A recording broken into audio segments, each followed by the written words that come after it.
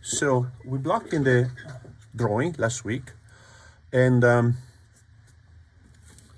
remember, after measuring the figure, aligning the various parts of the body, we started sculpting it a little bit more, looking at the changes of plane, change of angles, where they happen in the figure, right? So from a general curve like this, then we blocked in 1, 2, 3, right? 4, etc. Passages from one plane to another plane. But you see in the drawing of the gap, the lines, they look pretty smooth, right? They look pretty smooth, but still, if we look carefully, we can see how, for example, here, there's a clear change of planes or angle. Look at this, 1, 2, 3, right? See that? So 1, 2, 3, and then of course those flat, sharp angle will be smooth as we proceed, right? So we can clean up now the lines of construction if we have them, right?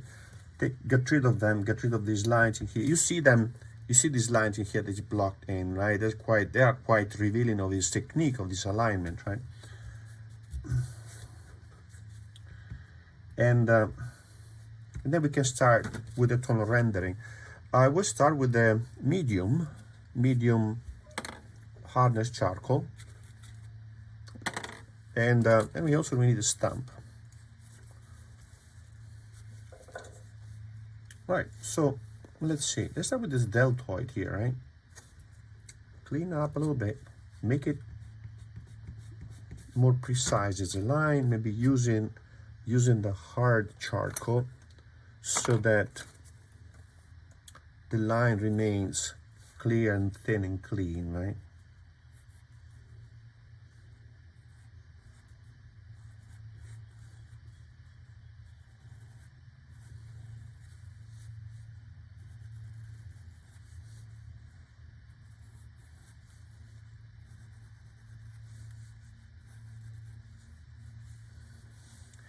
And then we can block in, now I'm using medium charcoal. We can block in areas of values, just blocking in.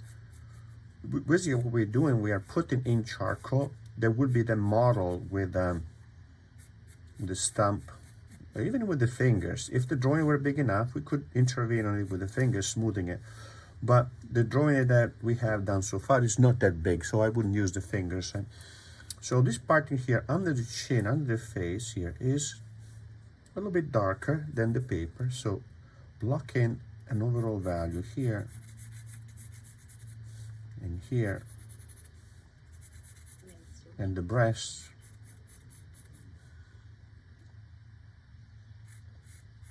The chest here, clavicle.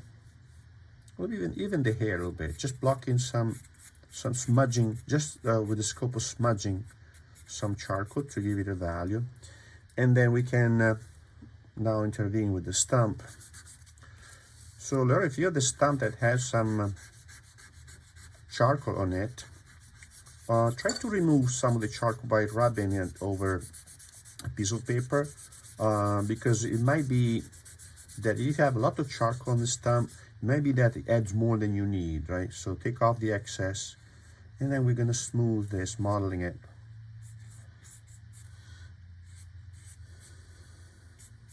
The guy had an incredible drawing technique. It was so precise, very classical, very classically trained. His painting of horses and horse races are just so beautiful.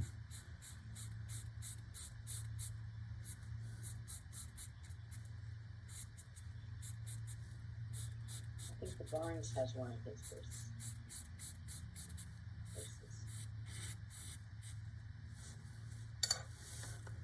See that we block in a little bit of charcoal, blocking some charcoal to put in some material basically, and then we smooth it. We spread it with a stamp, but when we use the stamp has to be used like a drawing tool, not just to spread to spread charcoal, just to model the form, right? So this is darker under the chin. Actually, I'm gonna draw the chin a little bit more precisely. Good, there is a dark spot under the chin there.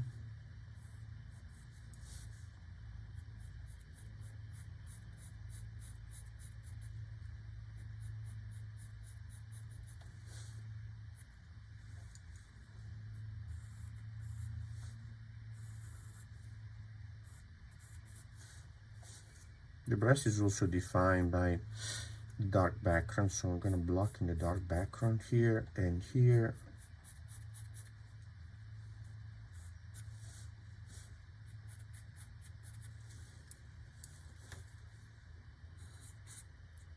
I found that the medium charcoal was putting down too much charcoal for me. And sort of Then it could be because the paper you have, the paper is a little bit more tooth. It will you know, take off some more charcoal than you need. So go with a hard.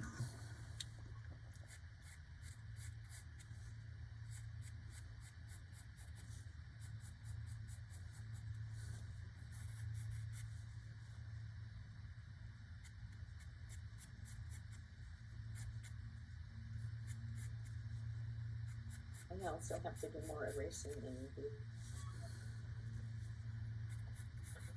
My shoulder didn't get into the right spot, which makes them worse for me.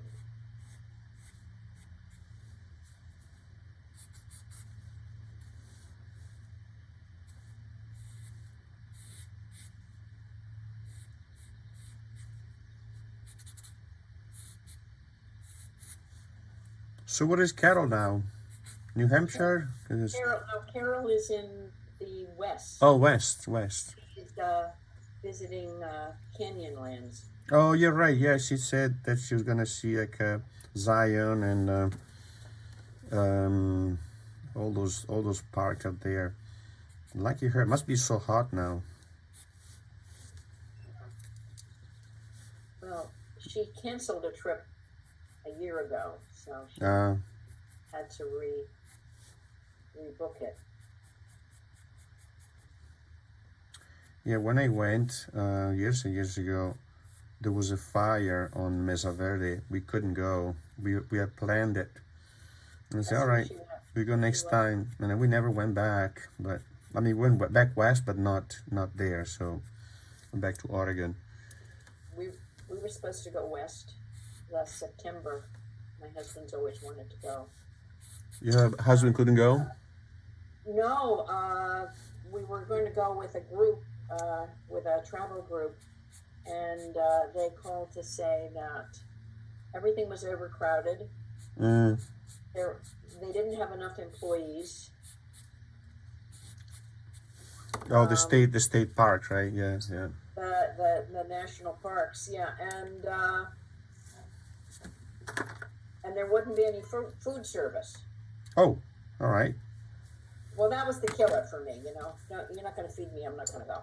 No, I mean, right? Because you know, they didn't have any help. There's not enough people to work, of course, right? Everyone was vacationing. Nobody was working.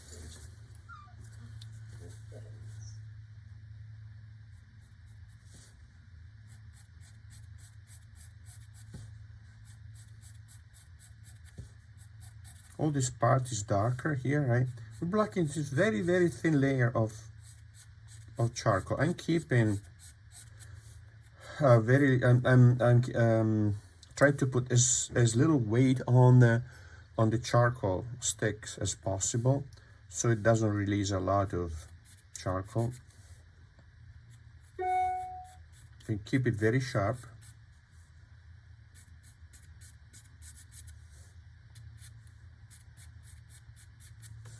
Let me check if sometime Gerald cannot get in because they cannot find the link, right? Yeah, it was challenging today. It was. Yeah, it was challenging for me too. I couldn't get in. I'm gonna email them. If you don't mind, as you catch up, I'm gonna email Go them. right ahead, because I can just keep noodling away at this. No, they didn't email me. So let me email them just to make sure they are not struggling.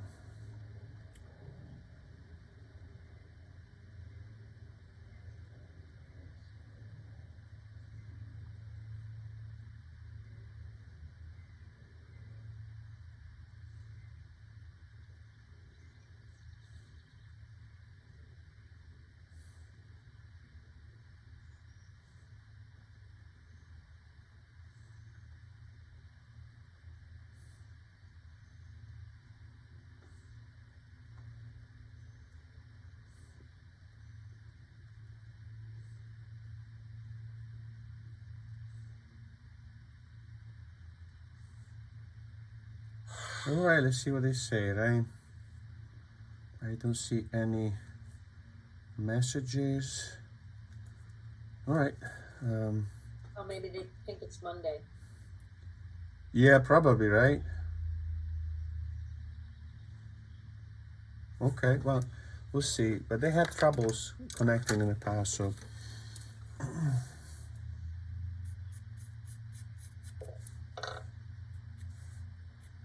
See, there's not a lot of tunnel rendering, but the one that he put down is very efficacious in rendering the volume, right?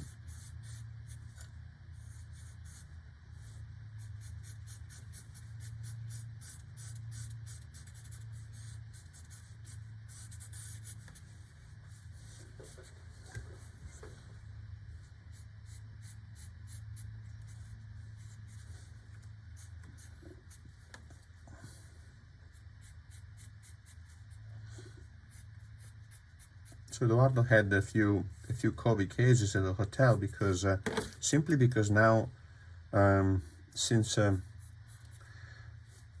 until recently it was only tourists from Europe, so from France, from Spain, and they don't England, they don't need to do the vaccination because they don't take airplanes. So, or they do have the vaccination, but they don't need to take a test before they get on the plane. And if they had COVID, it doesn't show. But now, in the last couple of months or so, American tourists are back. And then we have to take the test to go back on the plane. And now all this COVID started popping up. COVID cases started popping up. He just had 6 or 7. All American tourists coming from the States, going around, and then when they go back to the hotel waiting for the plane, of a group of 10, 15, 20, there's always 1 or 2 with COVID.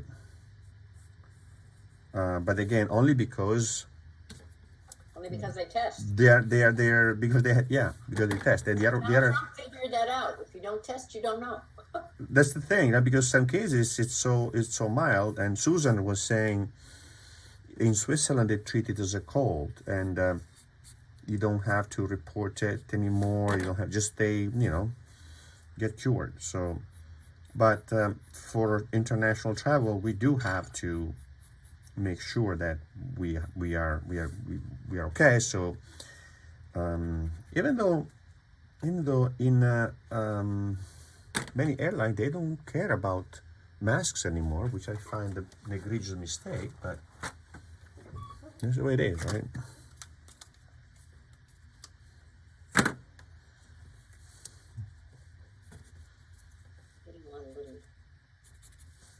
So in some areas, we are going to push the value a bit more. Here, the belly, right here. Yeah. So this is probably a drawing that he did like in 20 minutes, half an hour. It doesn't really take long to do this. Right? In fact, we did it quite quickly last week. and now the tonal rendering is done so elegantly and beautifully, right? That without extra frills, it's a study, right, for a painting, I think. No, but the different tones. I'm just getting into that. You know, the three different the different levels of. Of building up the figure, right? From No, it's not. It's got to be.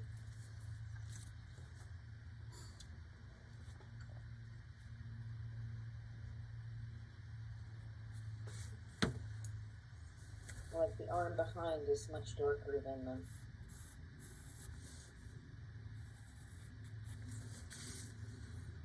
How do you like charcoal now? Well, I'm doing it on my husband's desk. Sorry, you're doing it on what? I'm doing it on my husband's desk because he has a computer. He does not like the charcoal. It ends up on his desk. But I'm saying the charcoal. You like the charcoal as a medium, or? No, as a drawing medium, yeah. Mm-hmm.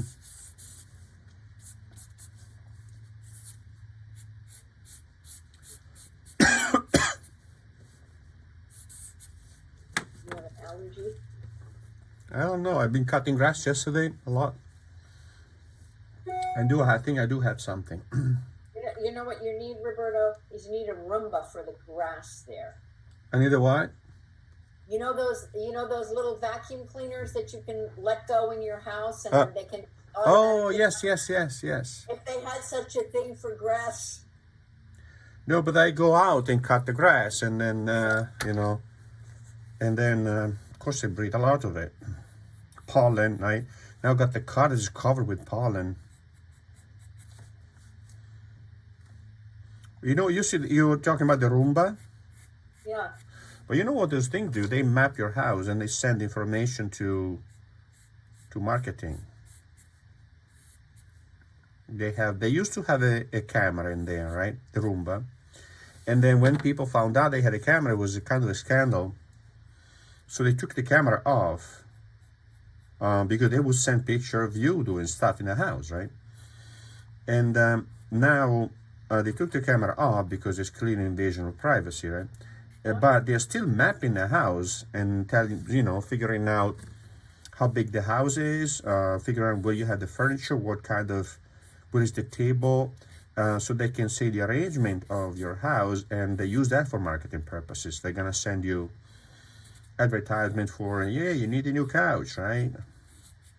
Hey, you need this. So you cannot trust these guys. Well, I don't have a Roomba, so. Yeah, no, that's good, right? I thought about getting one, then I read that thing and said, all right, forget that.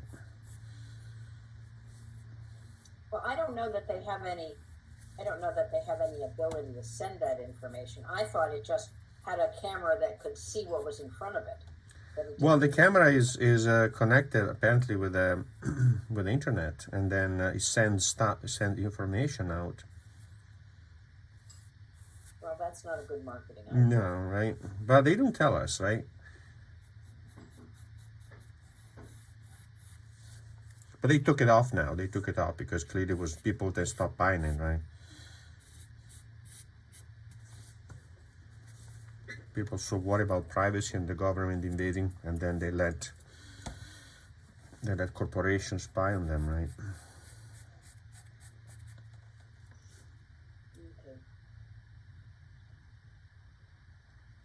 Okay, so now here, but there is definitely something slow today with the internet. You know why? Because I have a high definition, high resolution. I need to. You stay there. I'm going to stop this and start again. I put up a high resolution video. I'm gonna start again, right? Okay. You stay there, right? I'll wait here if you're gone for 10 minutes. Okay. You're back there?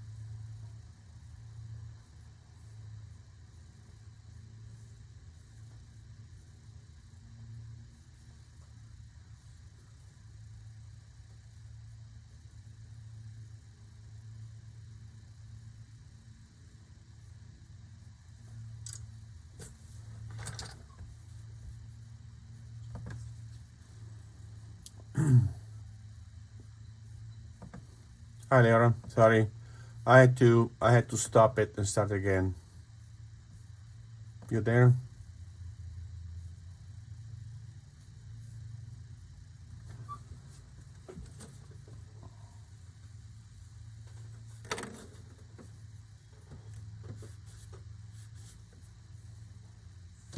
We're back. You didn't pick up Gerald? I had to stop it and start again. It was not letting me do it without doing that. Sorry.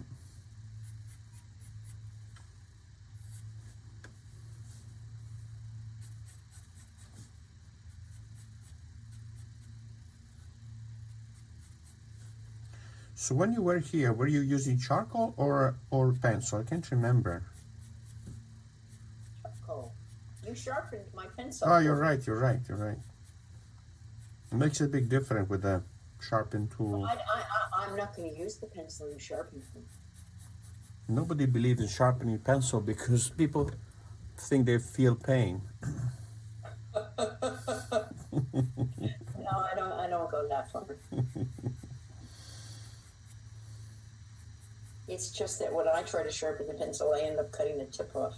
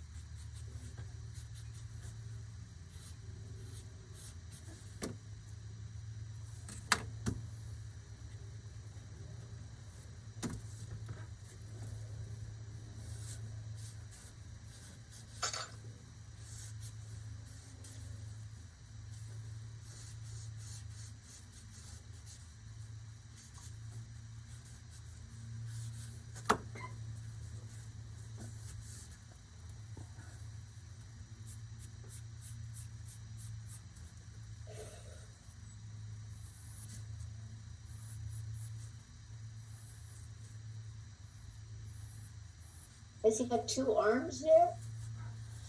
Well, that is the he was trying the position of the arm. See that? Yeah. He was trying, and then he decided to lift it up. It was too low, lift it up. So it was trying where to put it.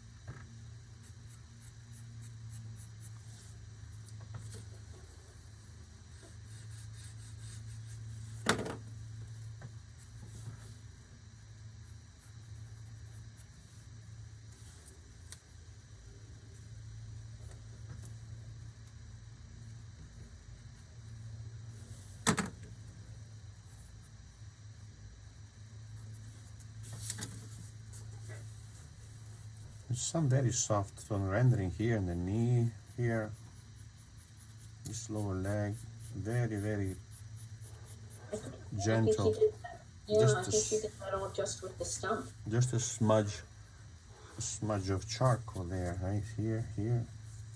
Yeah, you could use the stump. there are stamps that are very tiny and pointy. They're very useful. I had a bunch. I must have misplaced them. I must have misplaced them. I had a whole box. I found it because it can be kind of chunky like that, right, for big areas, medium. And there are some that are tiny, really thin, really thin. Those are good for working in the details, right? So find it.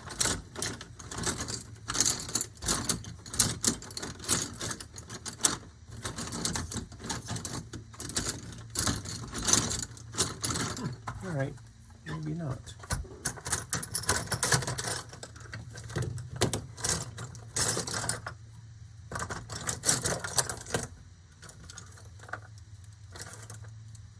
Well, I use what I have, right? One more box. Let me see, one more box.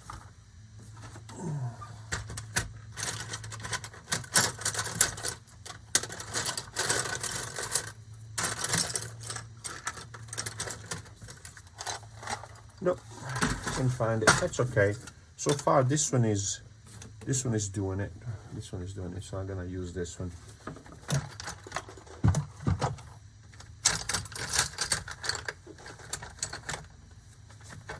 There's a small one, right? This one here.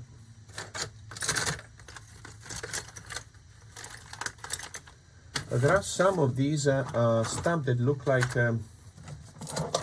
joints.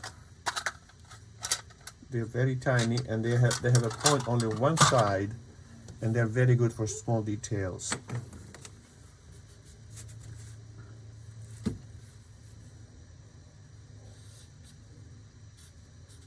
All right, the belly here is darker.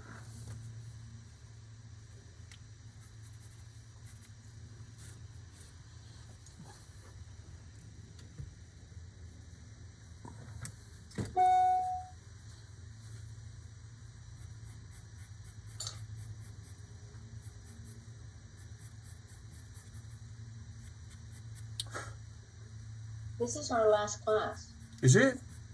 I think so. Oh, I don't wow. know. Wow. I don't know. I'm not sure. I had to. No, I don't think so. Maybe not. Oh, okay. No, I don't think so. I think this is the third one, right? I'm thinking we did this guy here, right? And then we did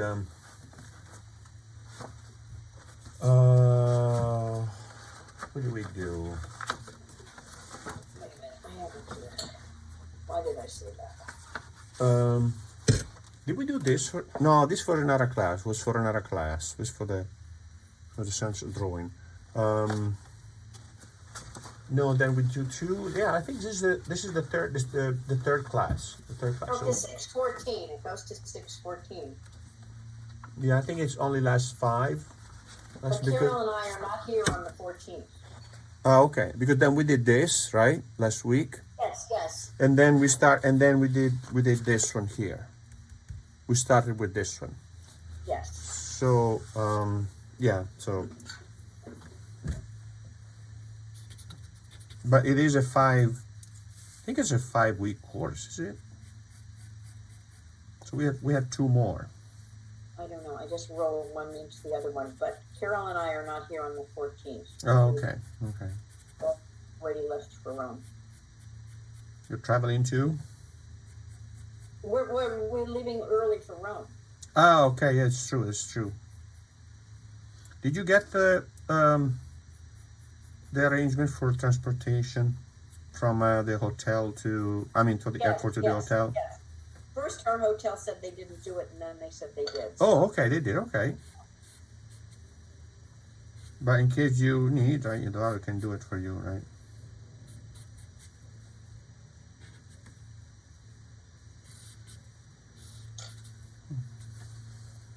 Okay. So push this a little bit darker here.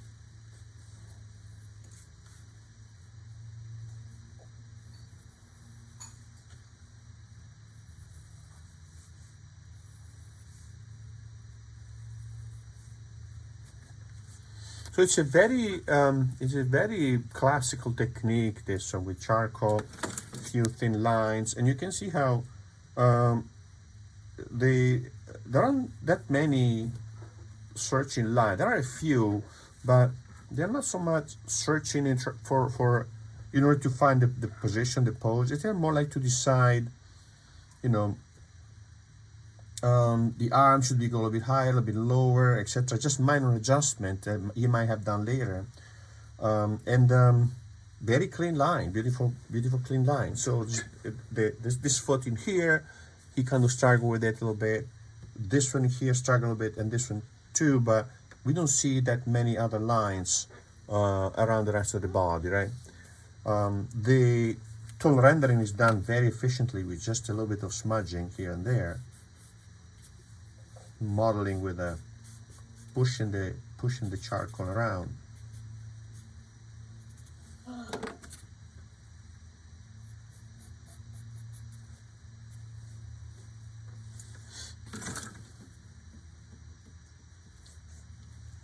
Okay. I put a mark in, it looks right, then I see it in relation to other marks and I realize it's not right. I have to go change it. So if you need to erase the charcoal, think of doing this, right? You have let's say you have an area of value like this, right? Here. And then you smudge it, right? You kind of blend it or push it with a blending stump. If you want to, instead of going down with a straight mark like this, which will create a sharp passage here, right? Draw a negative, do this. And you're gonna lift it gradually, see that?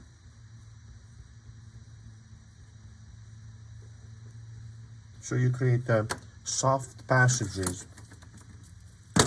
between the dark and the light, and you don't have that sharp division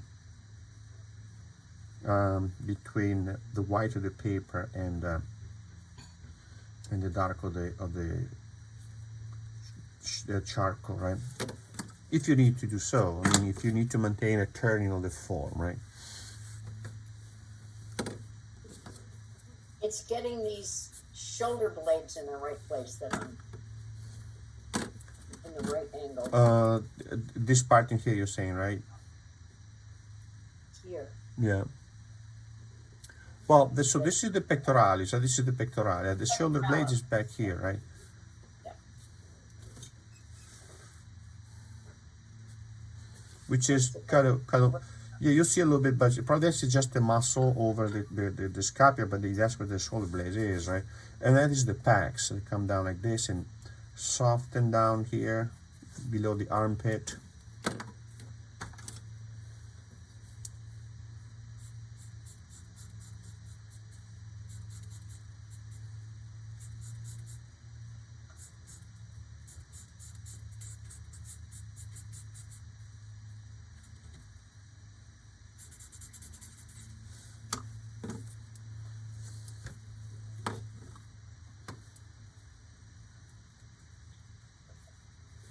How is the blending coming out?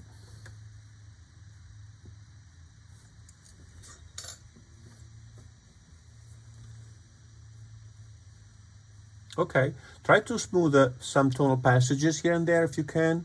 Yeah.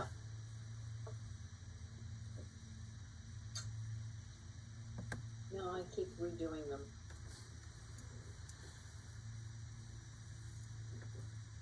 Let me see if I enlarge this a little bit. See, try to get, so you block in some areas of values, right, like that, right here. But then, what makes it different is the transition from this to this, right, and this. So, you don't want to have this super light. Whoops. You don't want to have this super light, right? You need to have some charcoal in there, because if you had the white of the paper there, then it creates a contrast with this, which is lighter, right? So this plane is on the side like this. The plane here is turning, and therefore is directed differently toward the light. So you cannot have the same light value that you have here. You cannot have it there because it's on a different plane. So careful with the transition, right, from value to value, because this is really played a lot in subtle tonal passages, right? I don't have her stomach right at all. You don't have the stomach Yeah, right at all, no. to do that? Hey, listen, it's a drawing, right? No, her stomach is not. Oh, that's her stomach. Okay. I thought you didn't have the courage to do that, right? Which seems strange to me, knowing you.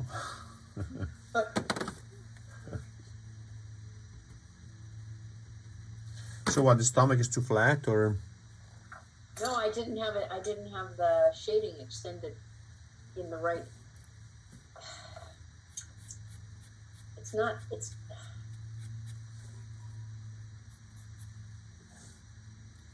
the shading is so subtle. Yeah, it's very subtle, right? That's the tricky part of this.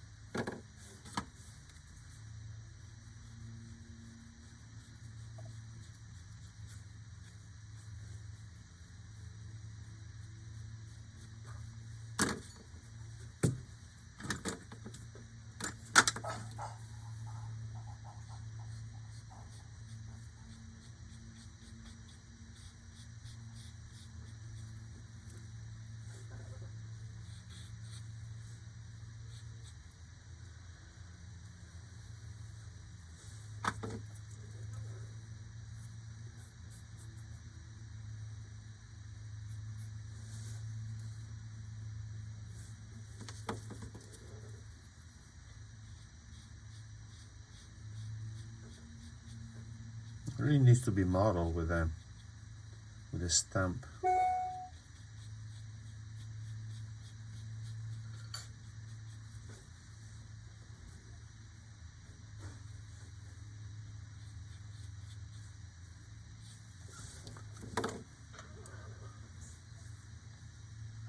Very delicate, very, very delicate passages.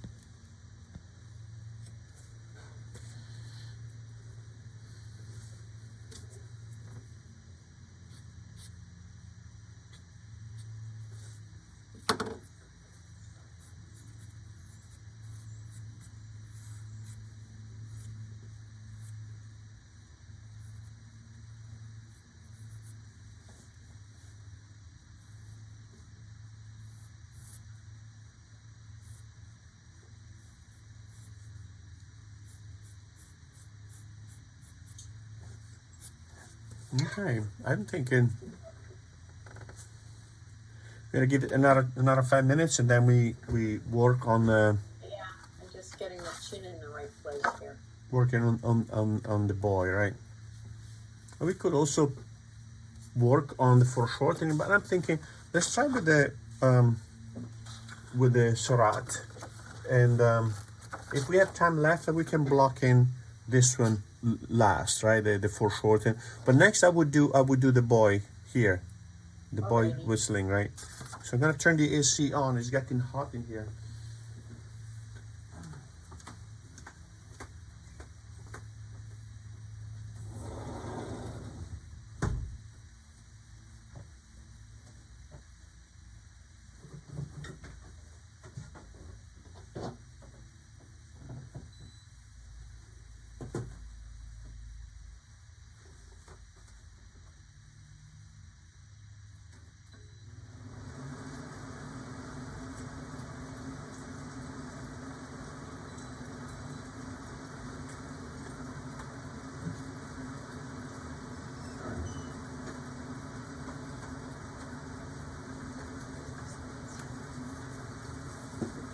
Okay.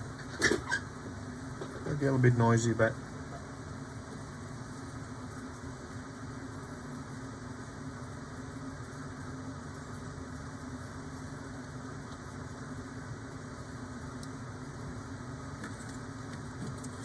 in Italy we have those AC that you are quiet.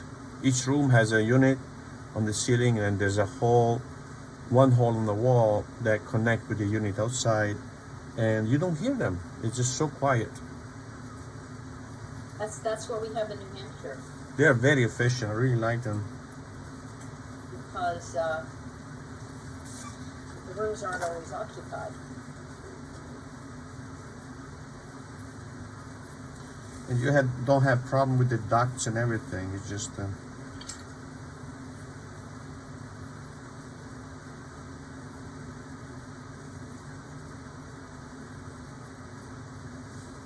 but here I would have to punch holes in the wall that is, stone wall is really thick, and I don't know. We have a stone house, and we had to put air conditioning in when we came here. And that's not the problem? Oh well, they just had to. They had to. Yeah, they had to run ducts all over the place. Oh, they run duct all over the place. Okay. They had to make air conditioning for the second floor separate from air conditioning from the first floor. Oh.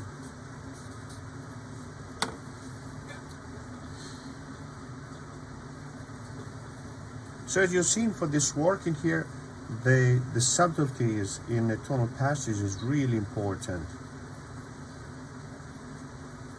because these forms are also, unlike those of this work in here. Again, you didn't do this, right? Because this was for another class, right? But here they are kind of sharp. The muscle are defined, and there's much more sharp angles in here. So the tonal rendering is not going to be so subtly turning, right? In this case in here, it's very, very soft forms that require a much more delicate tonal passage.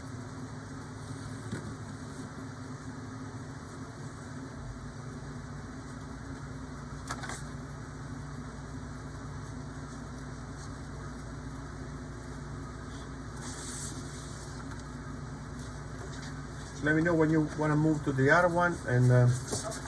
I think. no, take your time. No rush.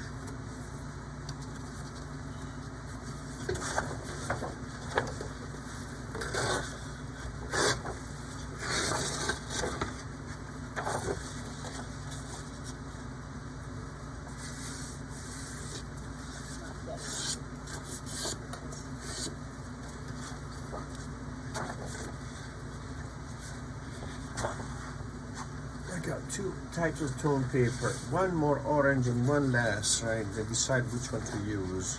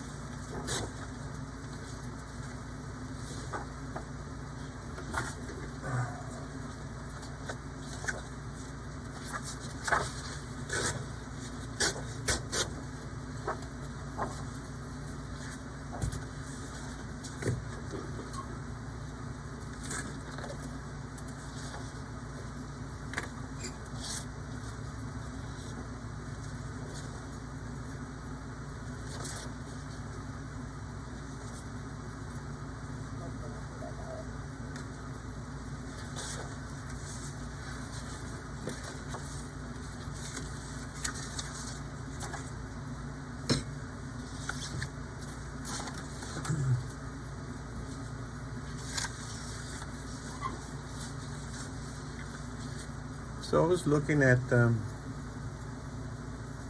paper I have here. I'm using tone paper. So I tried to use the same color that he used, but or at least, but the important that you use the same value that he used, right? So if we look at the value, see this color is more orange, right? But see the value is similar there. See that in the highest highlight. So try to find a tone paper that is similar, at least in value. Value more important than the color, right?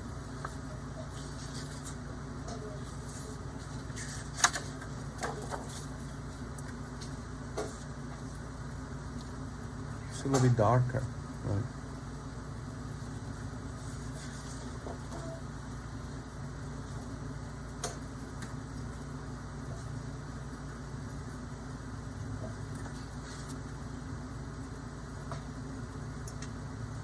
Sorry, I'm so disorganized this morning.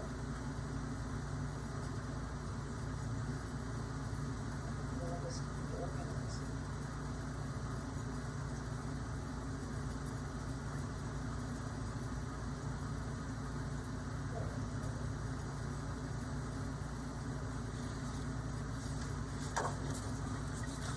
I'm using Mi Dientes Canson. I have a pad of paper with multicolored papers on it, and I'm looking for it, and I can only find tan or cream. Here.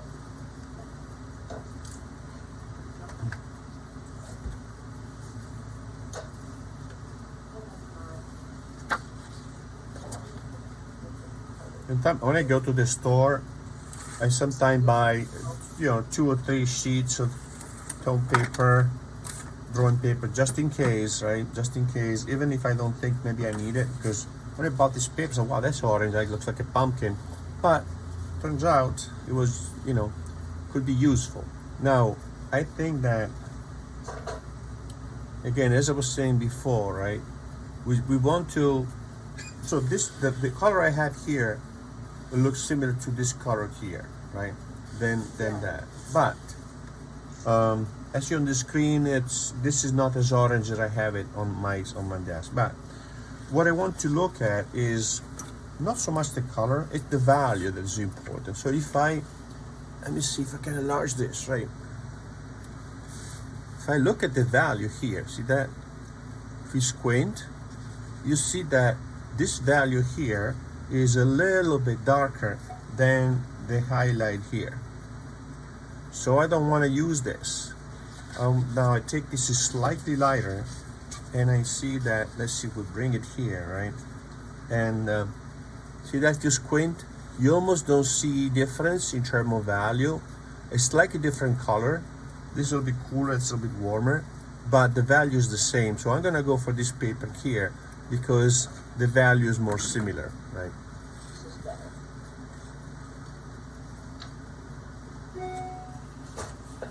So you buy your paper in sheets? I buy the paper by the sheet sometime because you have more choice in colors. I also buy the paper by the block, right? But sometimes you buy a certain colors you cannot really find in the pad, because you can find them darker, lighter, etc. In a pad they tend to have the same value, right? But if you buy them by the sheet, you can find it darker, lighter, so that sometimes you need a darker value. So in here there is no white. What makes this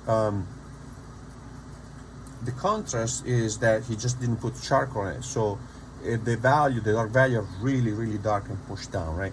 So let's start blocking in this body here, and you can see there how many lines there are in here, right? They are not, so this is, I like this work by this drawing by Seurat in general, because what they do, they are an intermediate way between line and value, and can in fact blend the two. So when we do the line, remember the line, when we did the structural drawing, the line defines the form, following the form very carefully. The value instead, very careful, eliminates the line. In this case in here, instead, we have a line that creates a value. So it's a blend between the two. So the value is not created by a smooth area of charcoal like we did just now, right? But it has kind of a little bit of a chaotic series of lines in here. See that? See that? Almost like those metal sponges to clean up the sink, right? See that? So this is really not the structural line, but it's not the value. It's in between. Yeah, well, at least it's not dots. Yeah, it's not right. So I like this because it's an intermediate solution. So I would start with the body and see how big this is, right? We could do the bean like this, but I think if we do this first, right, and attach this to the rib cage, right, it's gonna be more useful, right? So it's gonna be better, right? So blocking the back here, this angle, right? This come forward and then goes down straight. See that here, how it goes down straight. And turns in, right? So attached to this, we have now the hips, eyeballing it, because then later we're going to double check all this proportion, right? Now we have this. Basically, you can draw a circle here. See that? You can block in a circle here like this, right? And eventually, you're gonna sculpt it, reduce it as needed. The leg now comes down like this, right? So let me check now the proportion. If I have the small of the back here, from the gluteus down here, it's 1 2/3. 1. All right, it looks okay. Let me reduce this a little bit more here.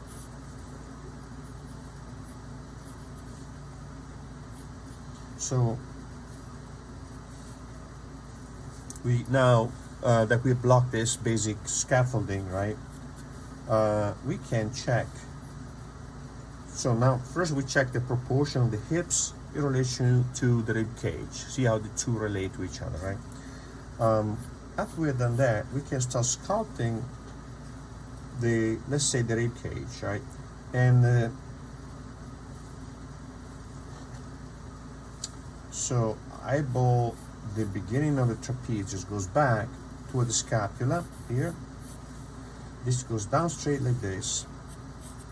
And if I bring this down, right, the scapula down, I see that the scapula is in line, kind of in line with the gluteus. So that's the gluteus here, right? So from here I turn in the lower portion of the scapula, and then I have this nice beautiful curve here, the back. This stops short of the hips.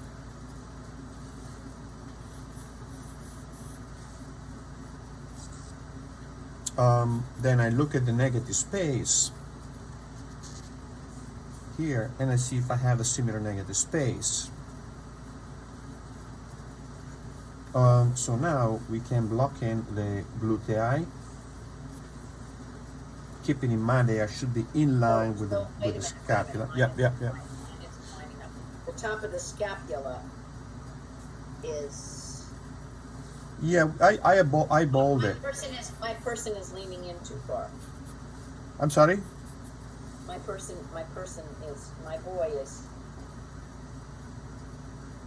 To put the scapula in place. Eventually we're gonna shave all of it, because this is now looks too big, right? This one here, but I'm following this profile. Once we blocked in the two main volume, they look proportional in terms of height.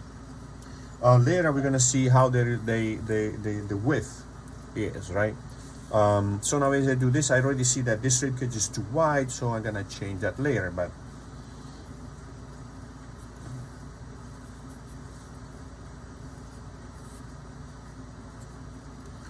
so did you hear that there is this in Rome? There's this villa. They are Sending. It was a hunting lodge, and was paint the fresco inside. There's plenty of frescoes, but one was painted by Caravaggio. It's the only. Oh yes, I read about that. It's the only fresco that was ever painted by Caravaggio. He's selling the whole villa based on the. Half a billion. Yeah. But the Italian government is waiting to see what the offer is, and then is reserved to buy it, right? So they should buy it.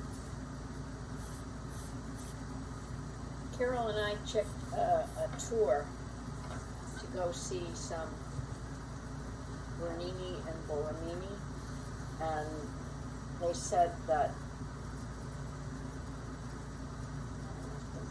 Saint Agnes, is that the church in on the Piazza Navona, is closed. The one for what tour? To see we wanted to see Borromini and Bernini. Ah, okay, yeah. The Borromini church is in Piazza Navona, and then in front of it is the fountain, right? Yeah. But that church is, I think that church is closed. So The church, I don't know. It's next to the Brazilian embassy. And that's Borromini, and then Bernini made the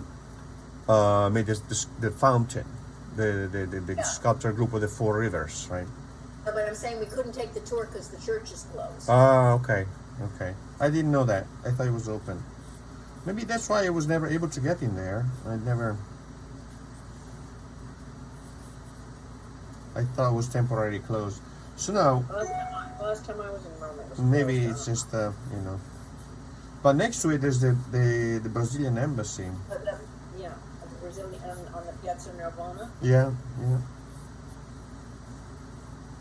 So see, Leora, now this gluteus in here, overall it looks like an L. See that here?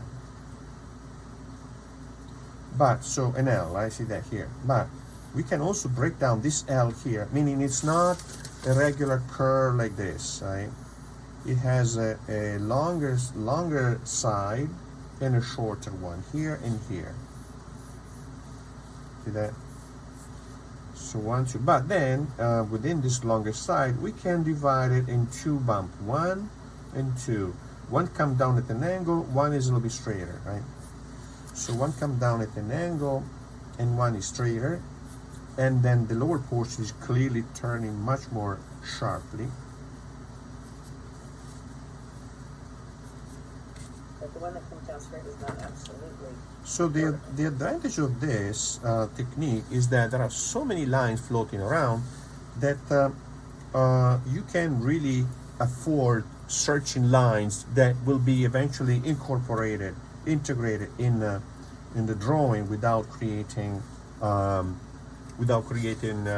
problem. Like this one here, you got so few lines, they better be the right lines. But in this case in here, all those lines can be kind of hidden or included with the tonal work.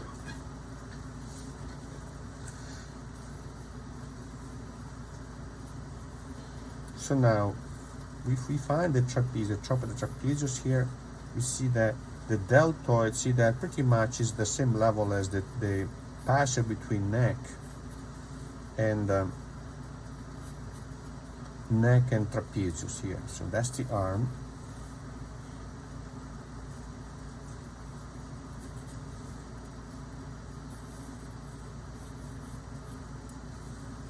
And the arm goes slightly lower right here, goes out like this.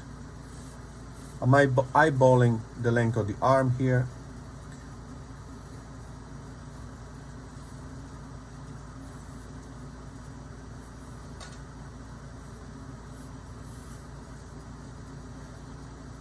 And the head. Oh, the head is, see, the back of the head is past the back of the scapula is here. So the rim of the head is in line with the scapula here.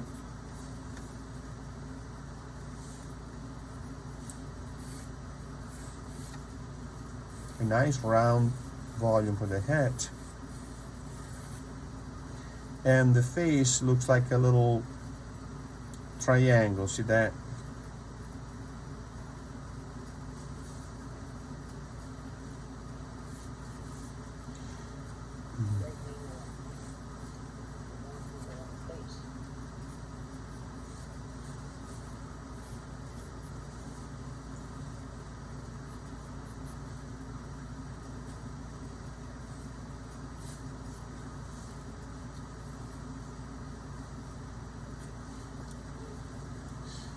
Looking at a negative space now, right? The negative space between, let's say, the chin and the deltoid, and then the face is in line with, you know, we can see it kind of here, right? Cutting it, a slice into the figure. Yeah. And we can block in now this rectangular shape of the hands here, and then connect the hands with the upper arm, or the upper arm. I want to see how long the arm is, so I have this length in here from the elbow to the deltoid, and let's see.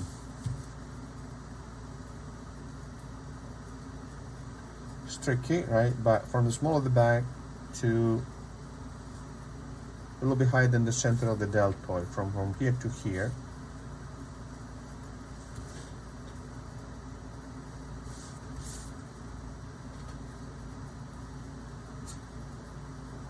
Okay, so about here.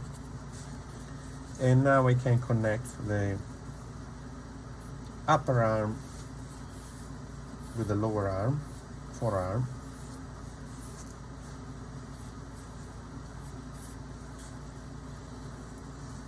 And let's see if it works like that, right?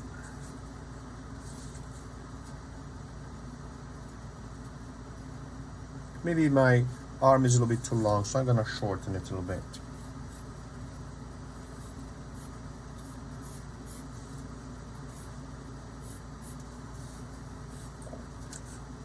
There you go.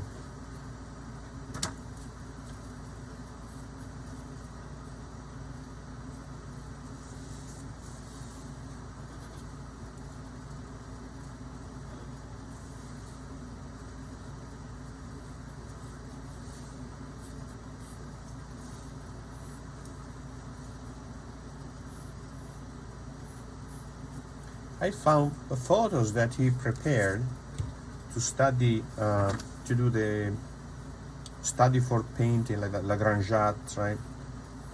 And the photos, they look quite remarkably like the drawing. They are soft focus. They have this intense contrast between light mass and shadow mass, but grainy. They are grainy. The photos are grainy, and I wouldn't be surprised if he was inspired by the effect of the camera, probably low quality camera lens, etc.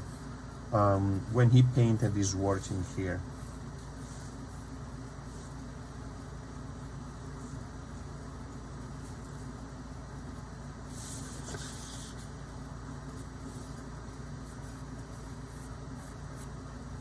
All these guys started using cameras, right, as soon as they could. Seurat used it, Eakins used it. Eakins used the camera as well? Yeah, he used the camera. He was taking pictures by making studies, etc., but he was taking a lot of photographs. I mean, he could paint from life with no problem at all, right? But if you're painting a rower, it's hard to get him to sit still. Yeah, but you know, he's got all this incredible construction. If you've seen the construction he did for the guy on the skiff, right? He used the perspective, this perspectival construction, even applied to the waves. So it's just incredibly thorough.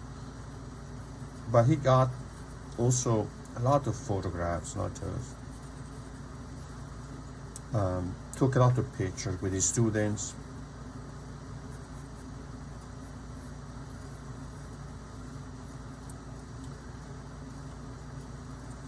So let me know when you're ready, and then we can start Okay, with the okay. total rendering. Right? This is no rush, right?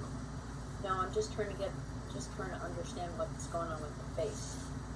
Yeah, there's not much. I mean, there's the eye here, right? And then the nose here, eye here, and then the nose is here, the little nub. Little button nose there. Yeah, little button nose, right?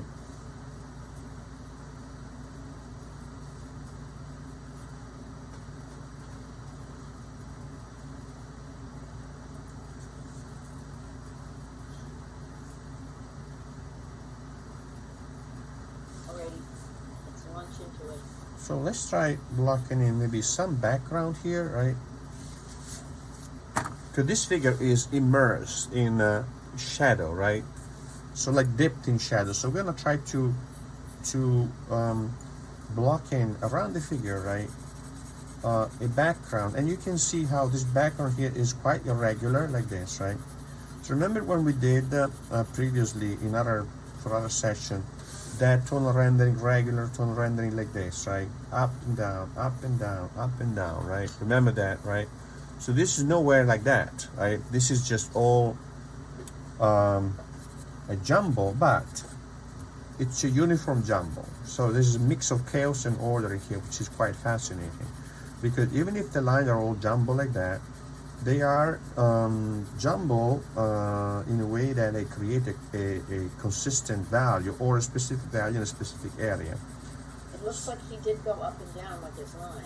He did, but not as regular, right? Not as careful, because if you look at this part in here, see how it goes also this way here, right? Oh, yeah, It goes that yeah. way like that. So, but definitely some areas he did the up and down, but it's not as careful as in the Proudhon works, for example, right? Or in other works, in other academic works.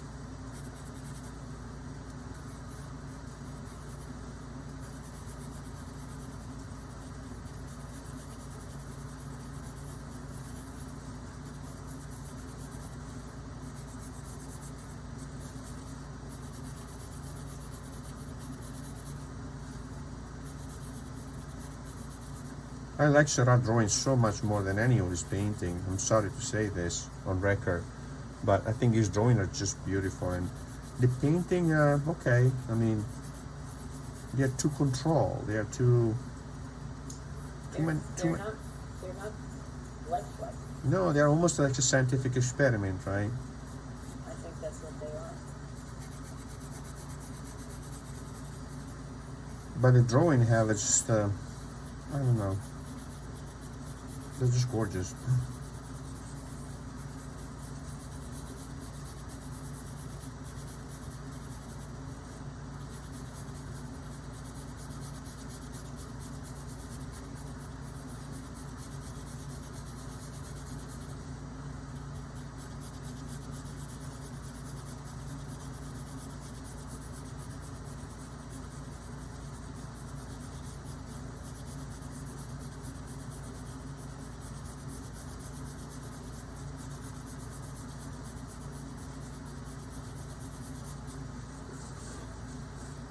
So we don't need to, just a couple of inches around the figure, right?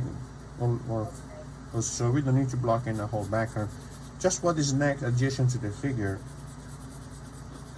Now Laura, with this work, make sure you have a piece of paper to put under your hand, because when we block in the value here, which we need the value in the background because we need to relate it to the figure. If you put your hand over the drawing, you're gonna smudge it. So, right.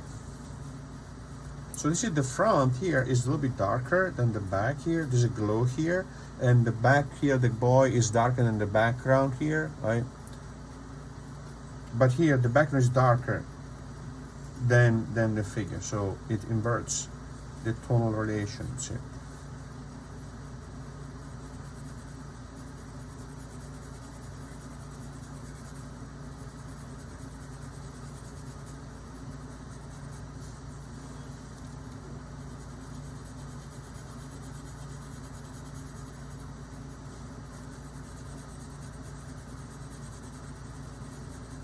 And I wonder if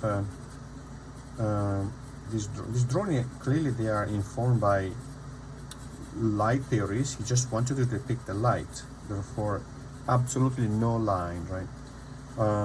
But having seen the picture, I wonder how that photographs informed his technique here. I tried to replicate the softness of a out of focus camera in a dark environment, which is quite beautiful. Yeah, and their photographs would have been black and white photographs. Yeah, they were all black and white, and I'm gonna send you one. I have one. At first, I thought it was a drawing. Then I looked carefully, and it is a photograph. So.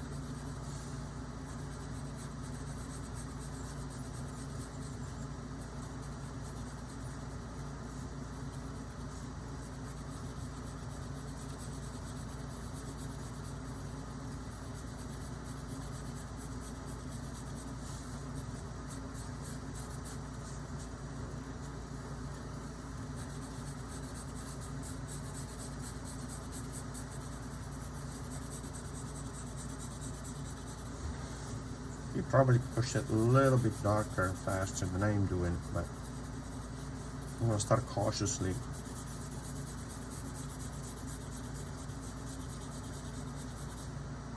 See what I'm thinking? I'm thinking that he did not use the stump because there are some areas where you clearly still see the value of the paper there, even little dots. So he did not stamp it. He just created this vibration by creating a certain contrast between the dark and the light, where in some places you have more areas of light value and other areas of darker value, but I don't think he pushed the value down with the stump, because he would have eliminated this vibration between light and dark, light and dark, right?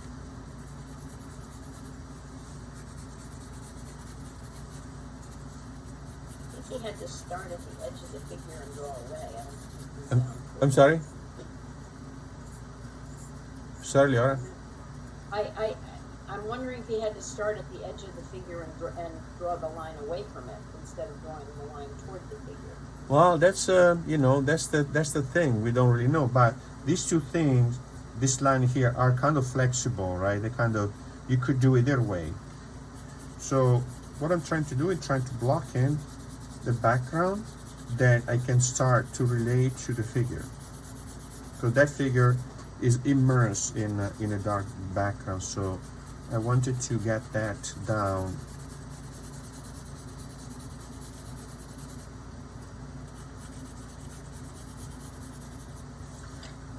And then in some areas, eventually, we need to push it darker, such as this area here. See that? The area here between the shoulder and the forearm and the throat. This triangle here, we need to push it darker. So what I would like to do now is start from the arm and come down this way here. Actually, I'll take it back. I want to block in the back here, the back of the figure, right? Because this back in here is sticking out, standing out in relation to the background. So that will help us to find out how dark the background is and how dark or light the figure is, right? So all of this now is the neck. We don't see any lines in the neck. It's almost like it's a regular area created probably by doing this. They are doing these whirls like that.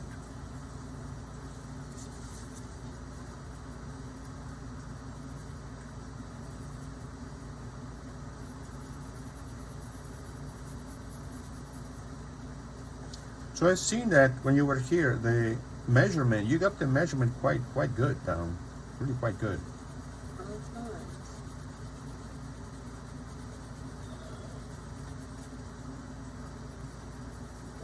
Right now I have 2 on the neck.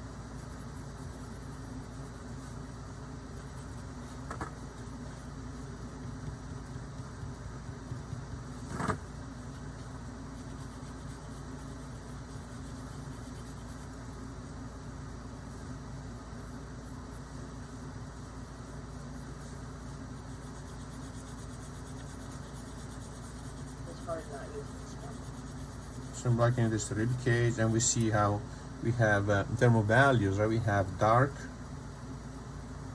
medium dark, medium light, and light, right? 1, 2, 3, 4, right? So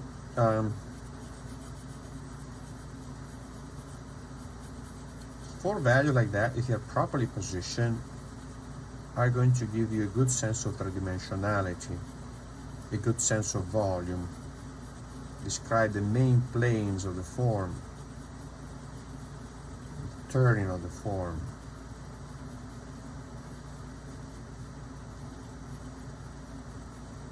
I'm using medium medium charcoal, the gray. You're using hard? I started with soft along the edge Uh-huh. of the body, but it's not. I'm gonna move to medium.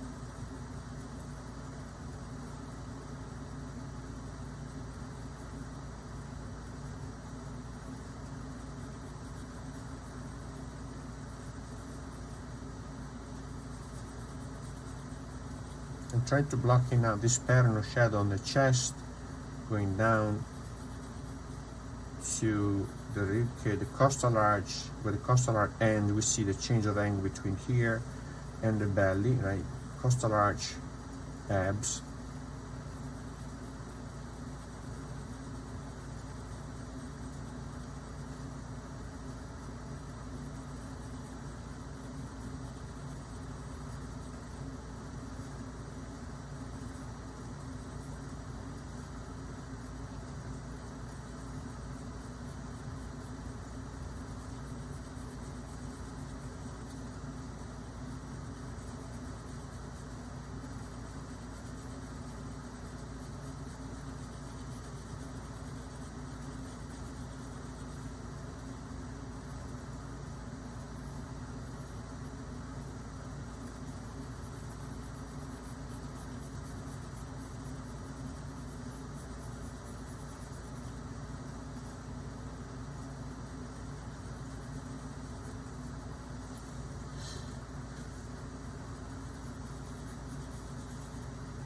So when I see this needs to be pushed darker, and then the background also needs to be pushed darker. So I'm gonna push this back a little bit darker here.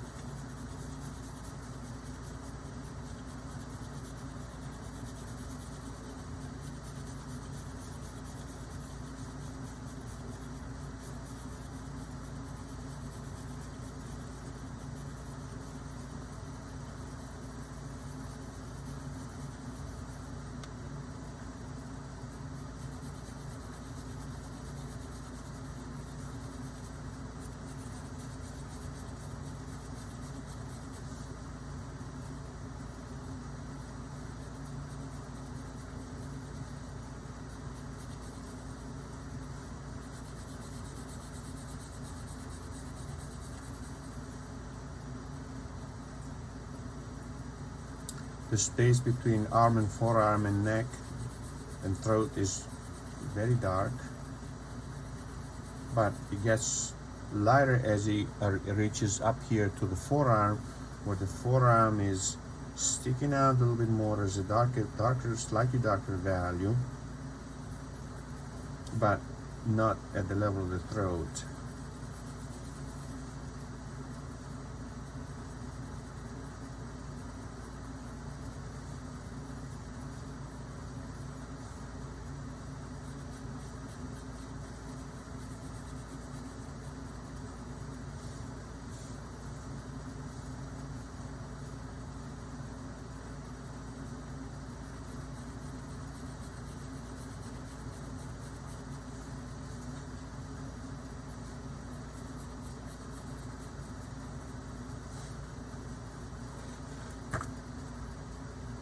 His line follows the form, though. Yeah, they do, right?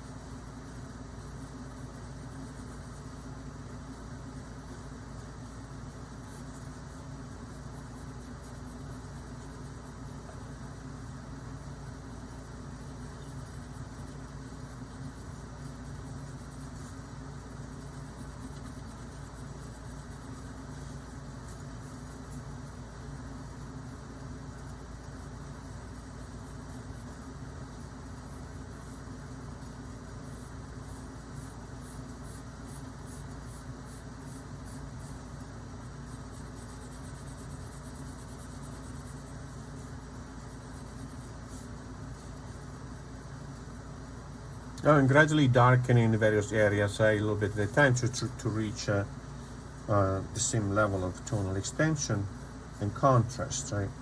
So the background here behind the arm and hand and the forearm, etc., is darker.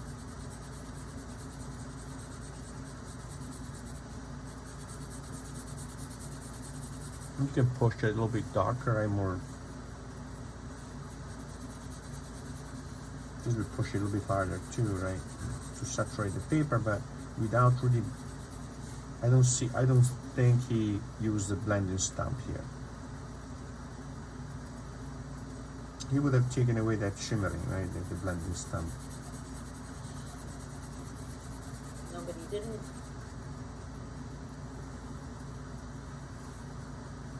I'm darkening the hand right now, and the hand.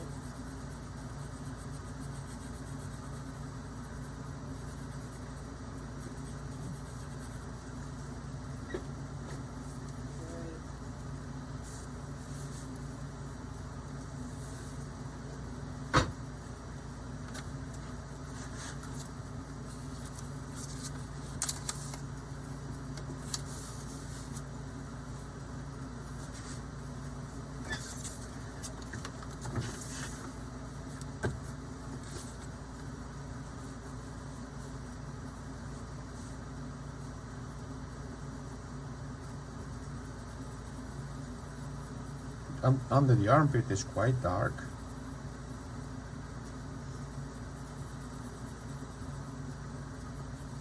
But you can see strong horizontal lines going down the arm. Yeah, you see that, right? And that, right? That. And some look scribbled, right? Look at these scribbles here. That kind of scribbles. Mm-hmm. So it's quite interesting.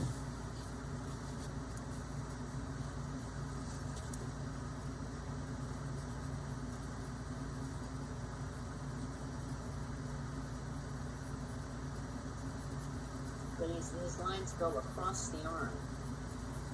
Yeah, some go across, some go with the arm, some going with the form, some going across the form, but they're not really very regular, right?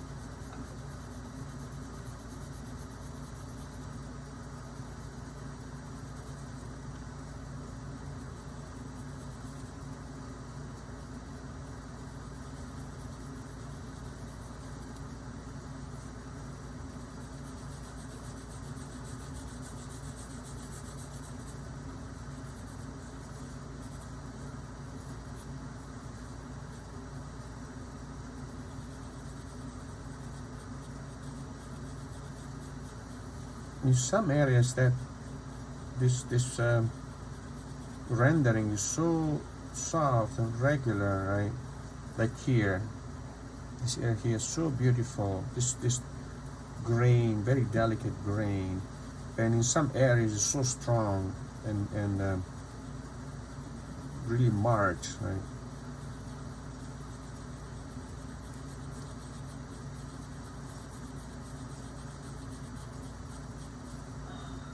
So all the belly here is darker value here. I'm gonna His block it. line is much lighter than mine.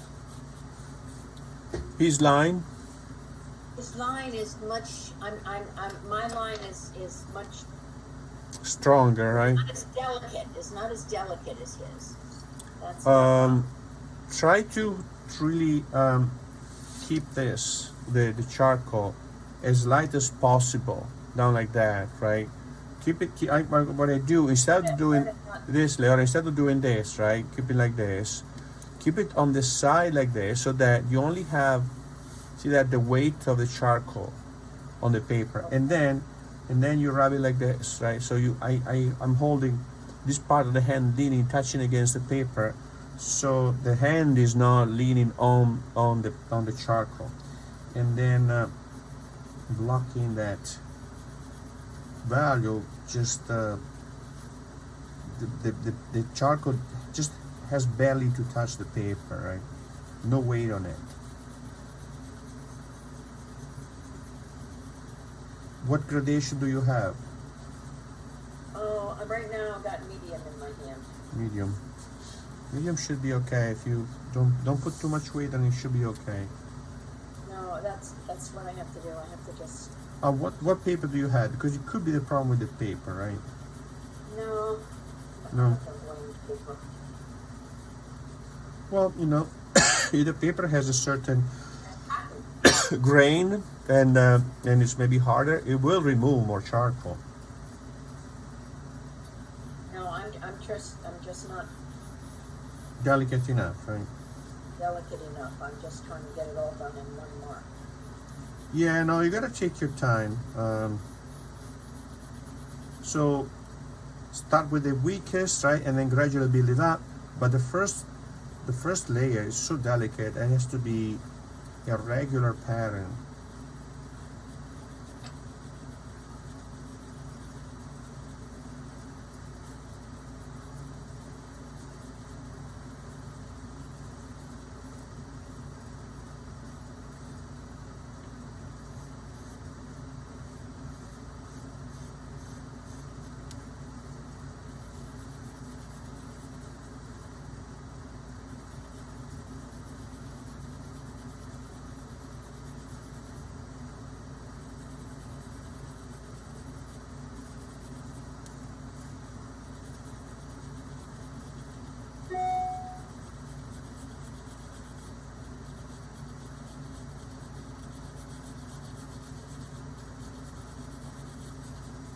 As you get down to the hips, it's really more whirly. See that? This one more whirly here.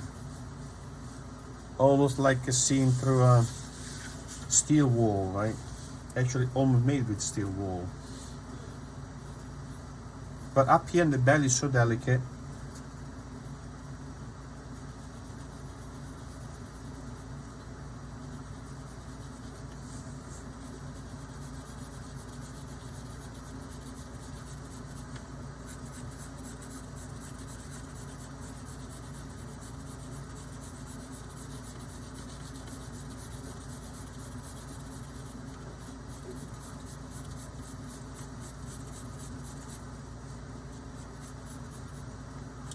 So once you do this work, because it also we start to exploring the space around the figure, the sense of depth, the sense of space. Let's start going beyond just the measuring the anatomy, the structure. It's really about composition, about again the space, right? The space where the figure is located.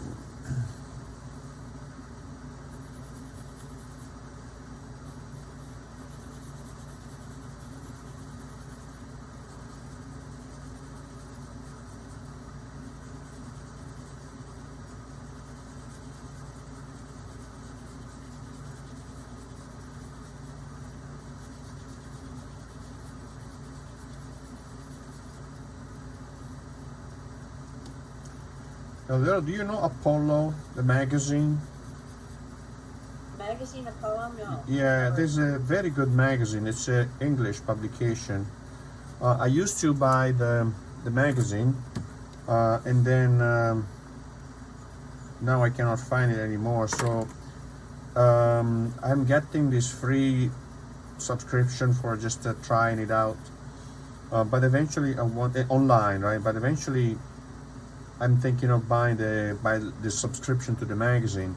It's a very, very high level, high quality art magazine in English. It's British, and they have all these shows, all these articles, very interesting scholarly articles on art. So you might want to Google it, Apollo, art magazine. It's online. You can get the online version, and you can get the printed version. So, but they have all these very, very good articles and shows. They list all the shows in Europe, basically in the world, mostly Europe and the United States, and you might be interested in that. Oh, okay. Long ago, I used to get a magazine about art galleries in Philadelphia, but What was it called? I don't know, it was small. But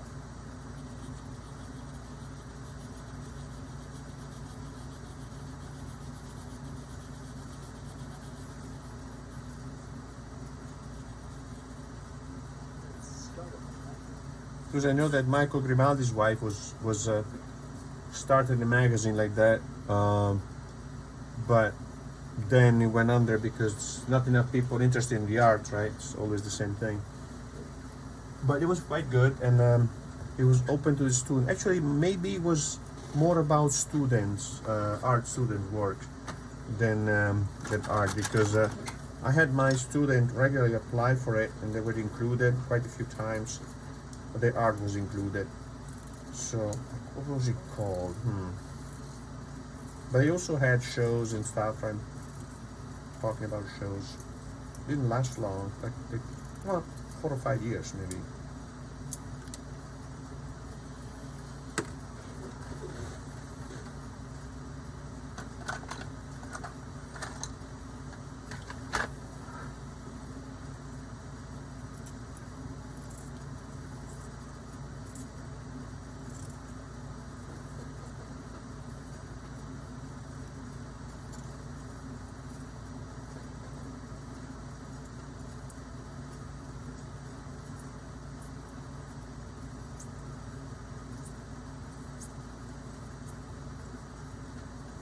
Even though it's this is quite apparently soft technique in terms of lines, I think that we still have to keep the pencil sharp. Because the line per se, you can see sometimes the line is very thin and crisp. Again, the contrast between charcoal and paper, right, is obtained because the line is not smudgy, it's quite crisp. So we need to sharpen the charcoal. It could also be that is the reason why your charcoal is too dark. If the pencil is not sharp, it creates a wider mark, softer mark. yeah. I'm using it on its side, so.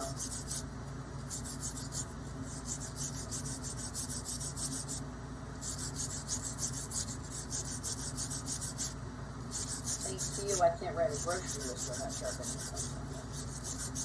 You can do it on this side, but what I would do, I would just keep turning it, and you use it, keep turning it, so you don't end up flattening one area in the pencil.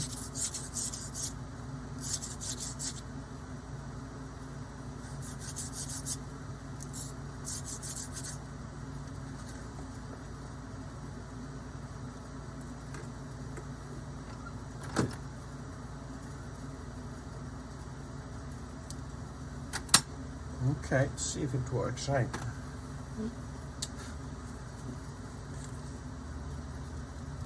I want to create a little bit of whirligigs here in the hat, just to get rid of that lighter area and push the whole figure back in the background.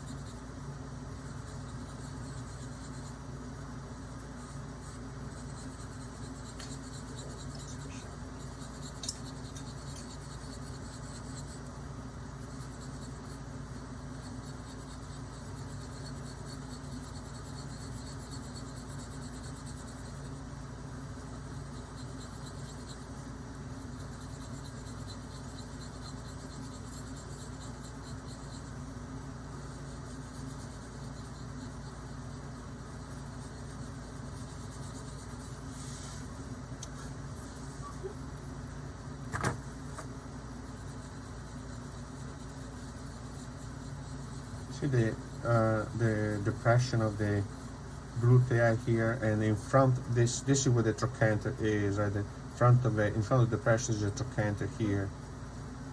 The shading there.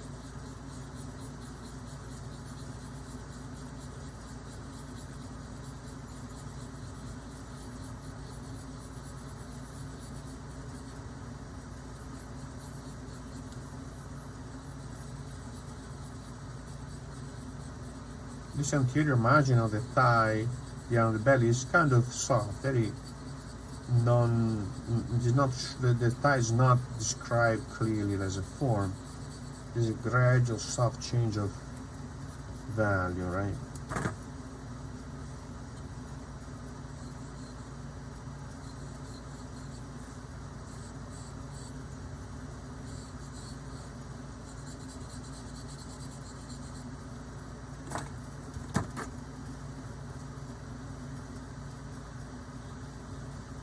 Areas in light, he's got a little bit of line to it.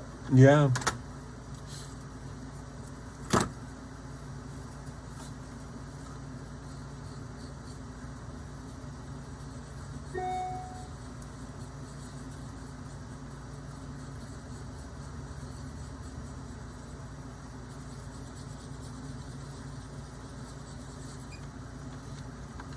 Let me check another way. See if I don't see them, right? No.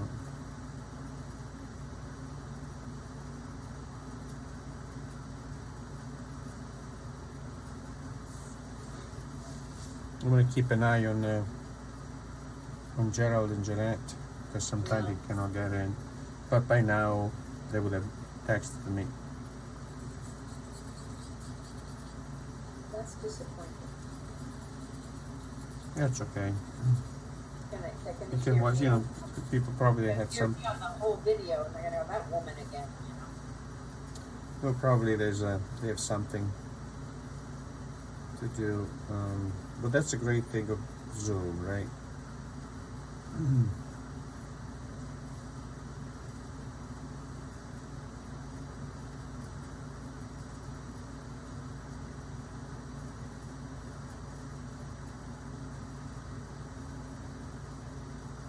Okay. No, we'll see them. Right. All right. Okay, good. So how you're getting the hang of this kind of whirly thing? Well, yes, after an initial mess. Well, that's you know, getting the line better. it's a new technique, but it's good to practice different techniques so you can help you become more proficient with marks in general, right? And vary. You see how important it is to vary the pressure, right? The angle of the pencil toward the paper, the sharpness, dullness, whatnot. And you know, you're making observation about across the form or with the form, etc. So those are important things to understand when you look at the work, right? And you can use that for your own works later on. Maybe light drawing, right? This type of work would need to be done in a specific condition, meaning probably we will need to have a box, like a big gigantic kind of box, right, where it would fit the model, and draped in black, and a strong directional light that kind of reveals some parts of the body, and other parts are immersed in the shadow mass of the background. Like Caravaggio was doing. He was creating these big boxes and putting the figure in there with a strong directional light.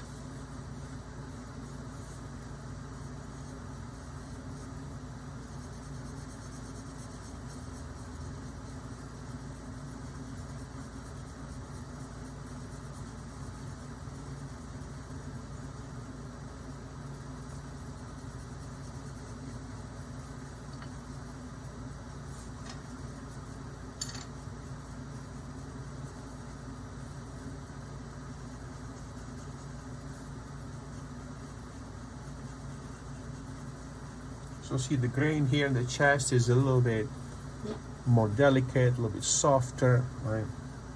We need to darken quite a lot. So I would darken the pecs here, the abs, quite a lot, where you don't have almost any, actually you don't have, this part here to have any of the white, of the, actually the value of the paper showing, meaning that is the darkest spot. And as we darken this layer, then we can see how dark the background should be. So now we achieve the darkest value, and that becomes a really known entity in terms of value. Then, based on this value here of the packs, we can now block in the value next to it and make it coherent with it, right?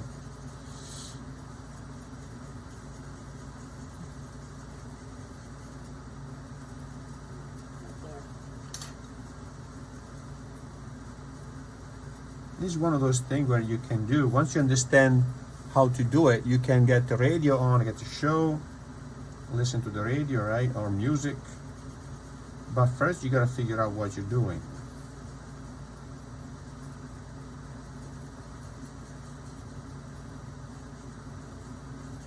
You know, with this, erasing doesn't help if I get it wrong. The what? The erasing doesn't help. Oh, if no. I get it wrong. Yeah. If this is wrong. Yeah, no, the razor doesn't help because you tend to create a smudging, a soft smudging. So you can avoid that, right? It would be good, but if you can't, that's fine, right? It's a learning curve, so.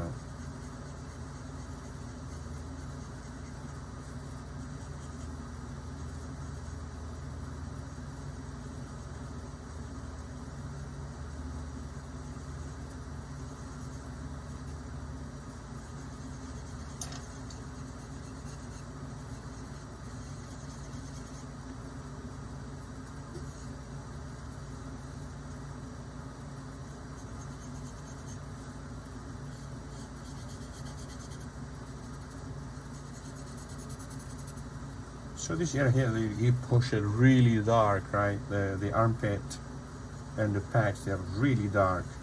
Up in this upper triangle here. And then as it moves down, it gradually gets lighter, lighter.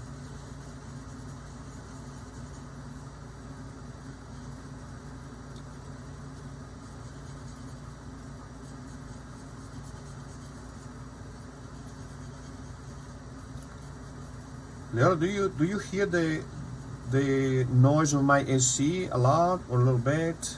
No, I don't hear it at all. Oh, okay, good.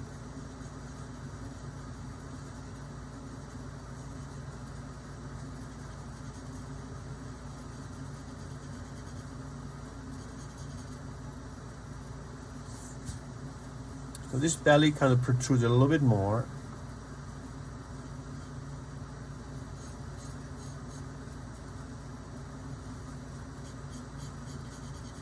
Slightly more pronounced angle.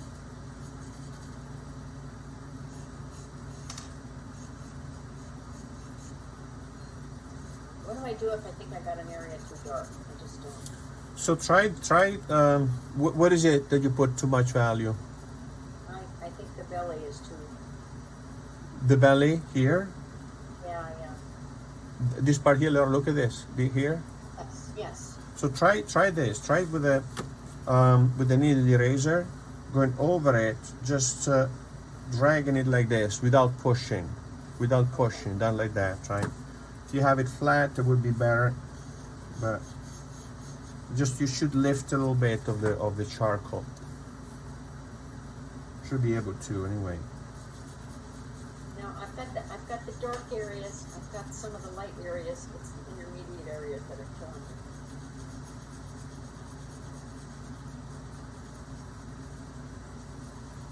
Yeah, that's why I like to start when we do this kind of work didactically, to start with the lightest areas, block them in, and because those are going to be visible more than, they're going to be kind of creating the basis for it, especially in this figure here where the basic light value here are so regular and subtle that they need to be put down very carefully.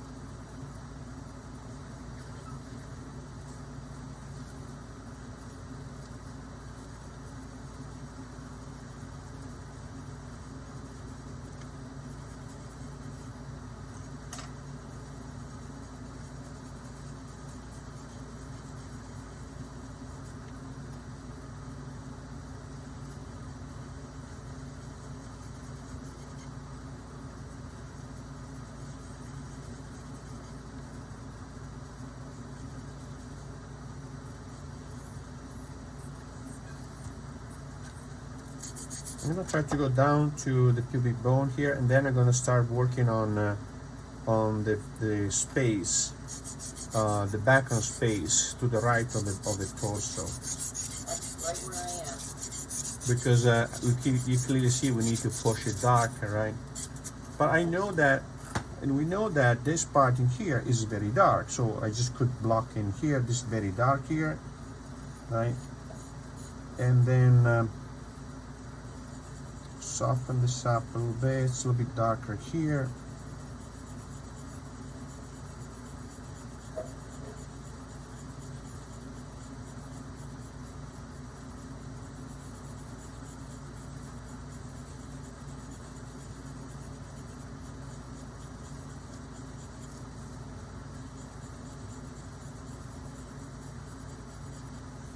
Get down here. Below the belly, this is an area, a triangle that gets darker.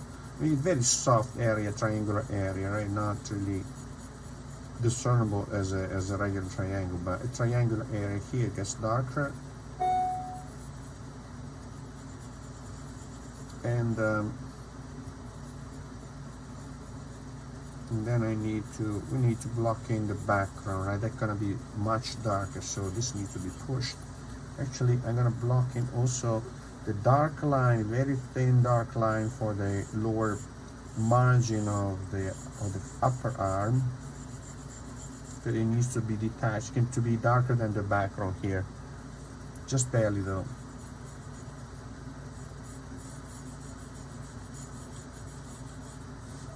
And now I can darken this here, trying to replicate the same tone relationship between pecs and background. Where the background, the pecs stick out a little bit, but not a lot, right? So that gives me an idea how dark I should push the background, like just here.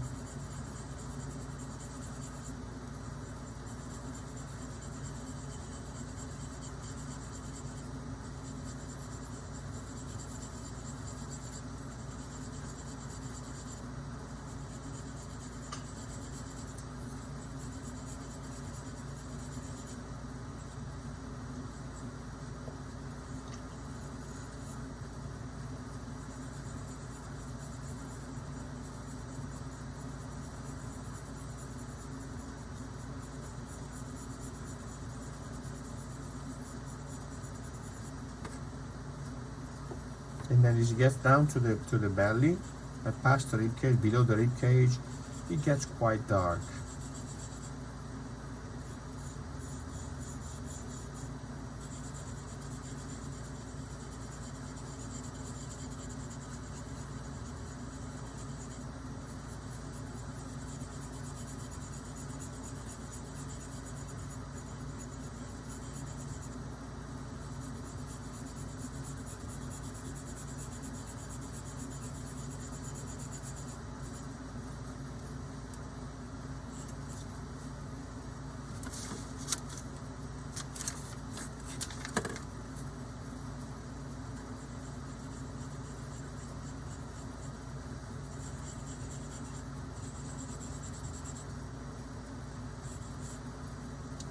to the point where the line of the belly is kind of lost.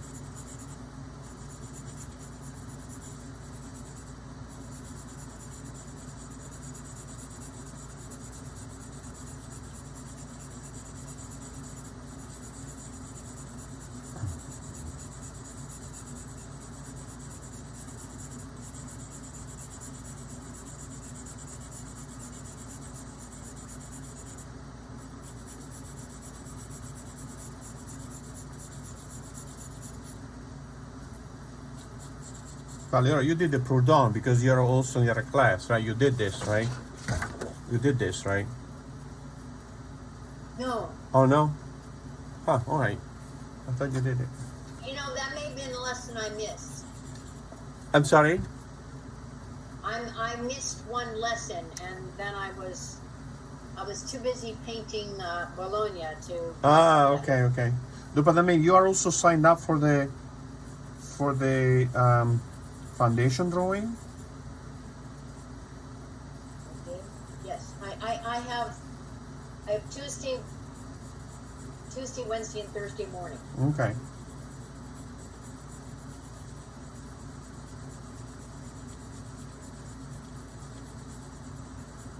But I think when summertime comes, you know, if you're doing more evening things, that would be.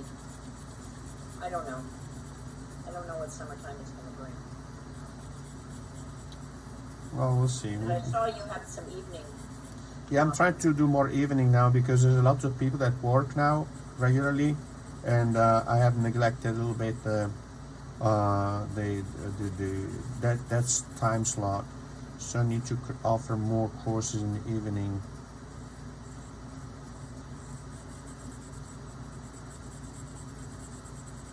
Because you know, people used to work mostly from home, but now a lot of people are going back.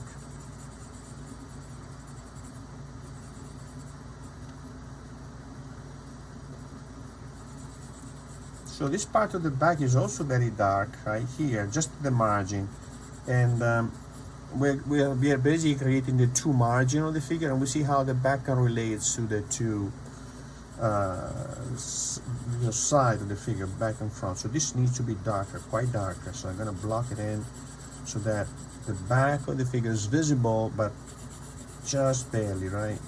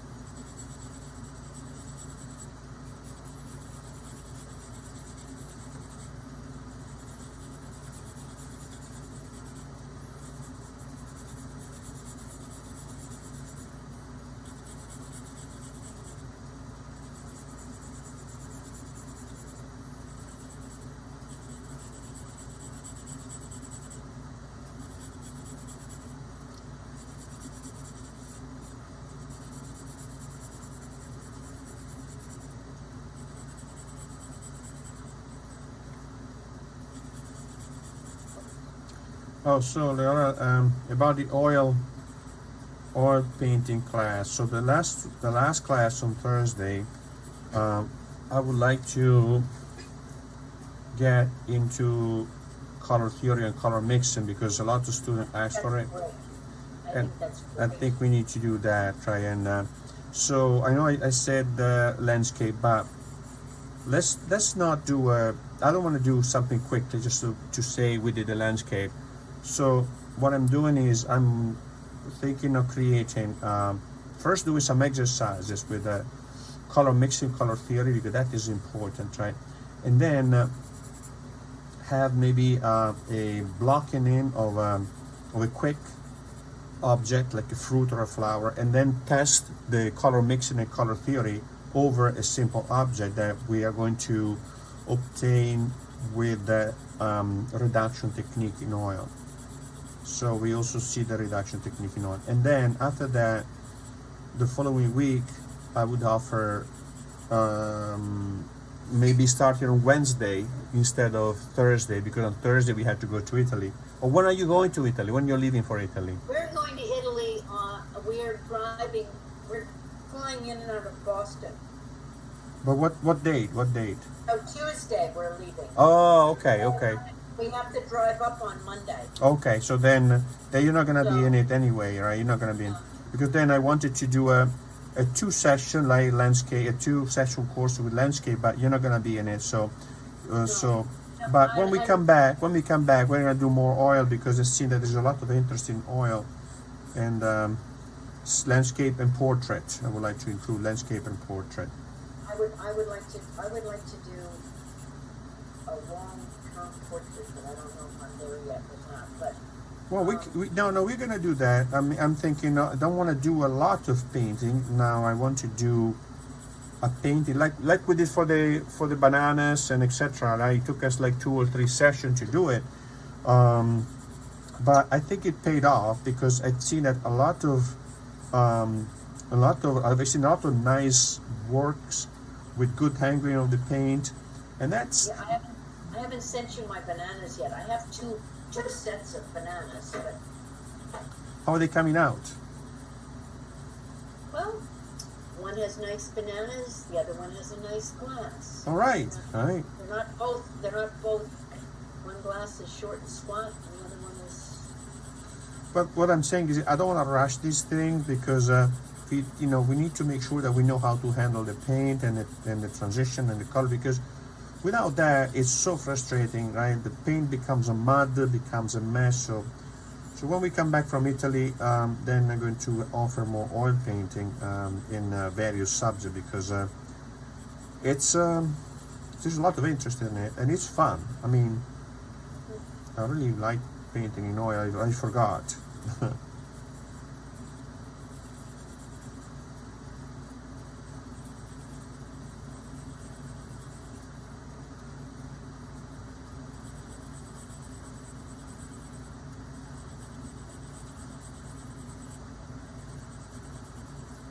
like painting squares too. I find that helps me a lot. Painting what? Painting squares, Oh, painting squares? I mean the cubes or squares flat?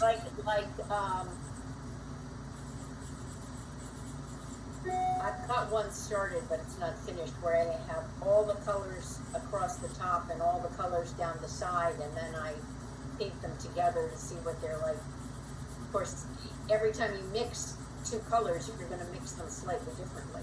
Yeah, that's what I wanted to do with the color theory to next Thursday, to kind of have the strings and paint That's different. what I'm painting strings, yeah. Yeah, the strings, and see how you mix this color plus that color, this color plus this color, what you obtain. It's a very important exercise.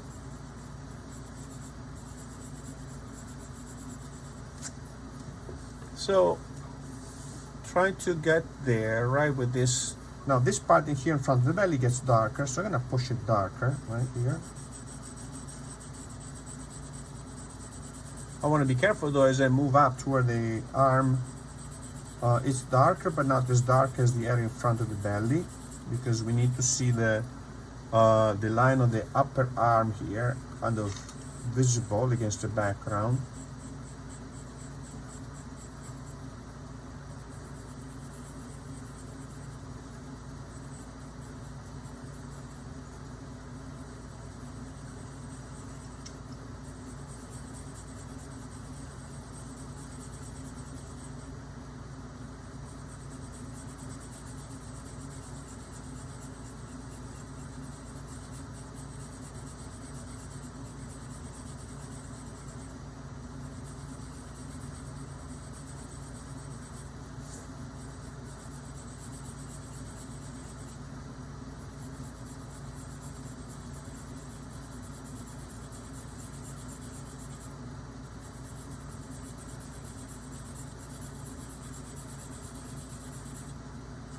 So if I do this there, I see now I can put the weight of the hand over here, over the as I hold the charcoal, because this area here needs to be pushed dark, right? So don't mind if I have a little bit more weight on the charcoal, so that it can really fill in all those gaps more accurately.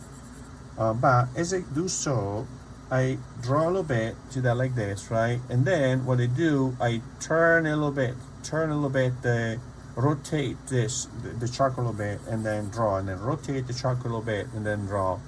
Because that way you end up constantly sharpening the point, and then turning it, and sharpening and turning it, and you can go quite a long time without having to sharpen the pencil or the charcoal. Well, I gave up on the background. Careful, because it's important, right? Well, no, I just stumped it. Oh, okay. See how now this belly looks like it's getting immersed into the background, right? We can push it, we're pushing the figure in the background.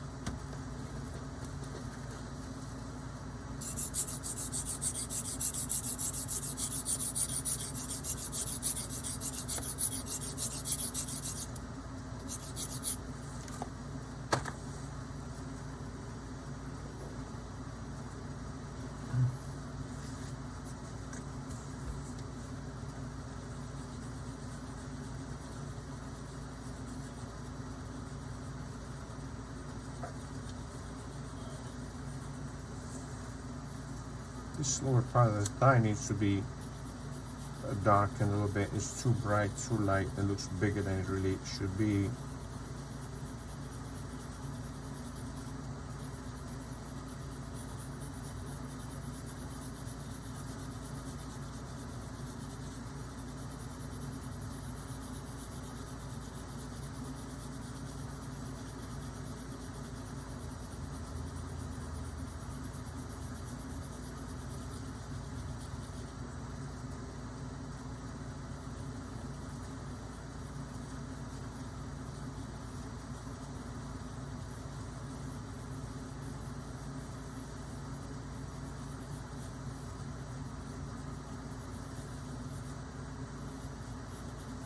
He did quite a lot of drawing like this, quite a lot.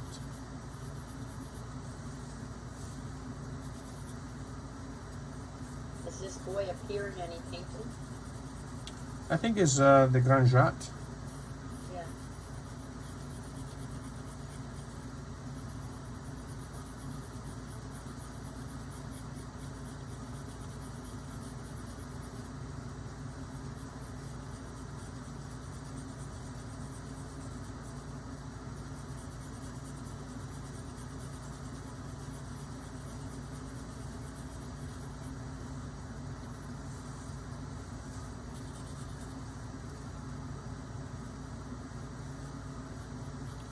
The same thing the same approach or method we use for previous drawings when it comes to developing them tonally is a squinting.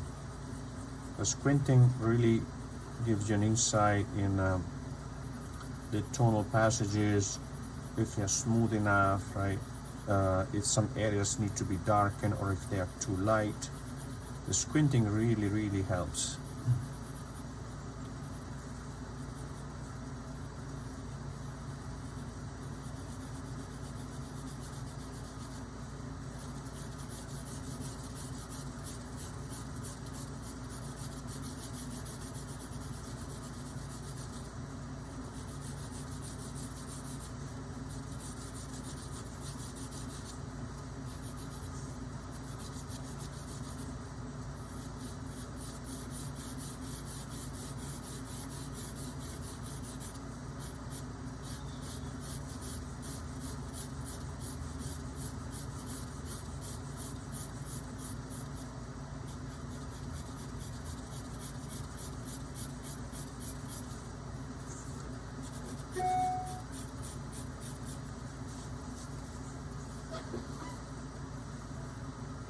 So this figure out really sticks out a lot, right? So I need to push the background more to create to limit to soften the contrast between the background and the figure. It's now too strong. Or I need to kind of reduce the size of the gluteus here.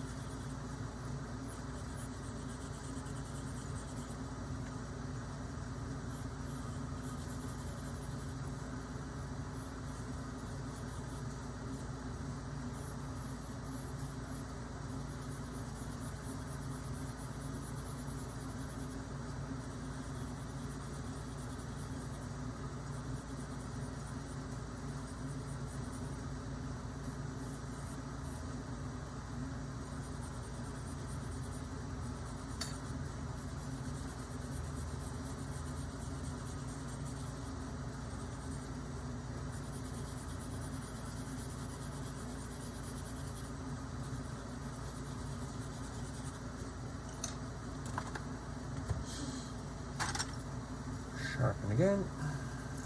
It's not so much sharpening. When I cut this, it's just to free more charcoal to have a longer point. And then with the sandpaper, I sharpen the point, make it long and conical with this very sharp point, which is more versatile. Also using the regular. Sharp pencil there with this mark. Sorry, Leora? I said you're 100% right about having a sharp pencil with this kind of mark. It makes it very different, you know. It makes it so much easier. It gives you more possibilities, right?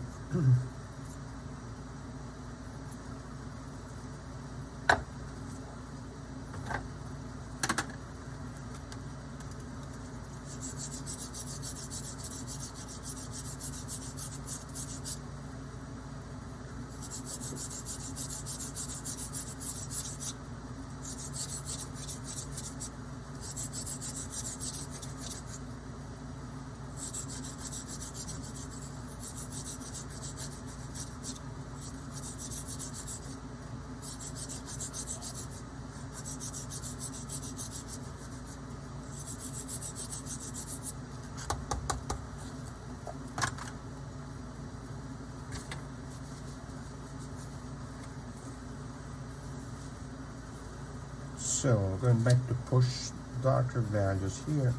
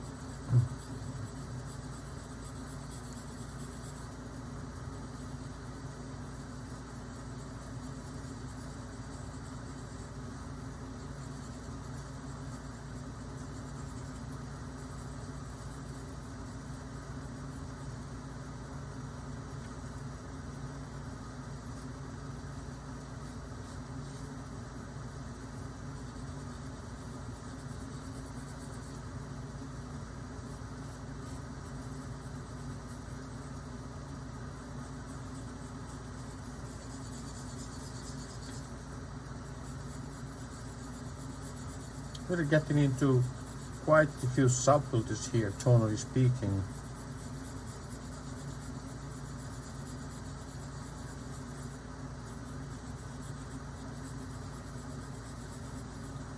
It's already so dark.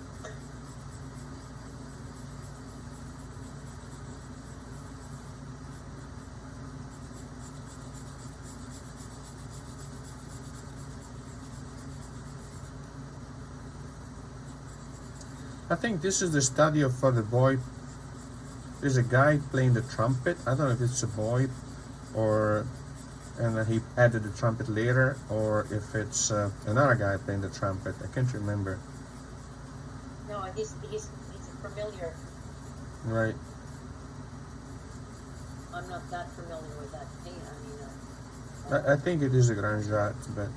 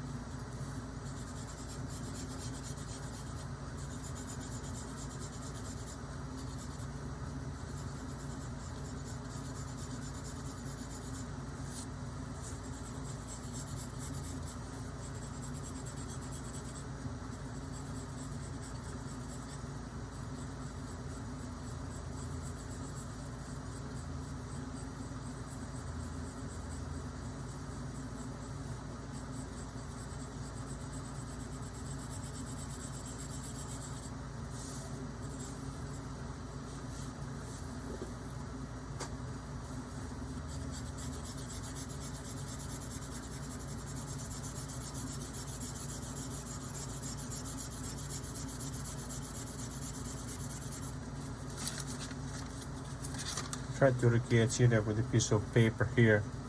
Try to see if I had the same contrast, right?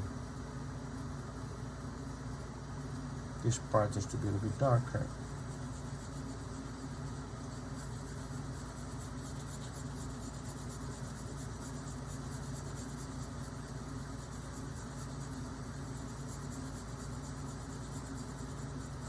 Always squinting, right? Always squinting. When you have to establish the values in the various areas, squinting is really helpful.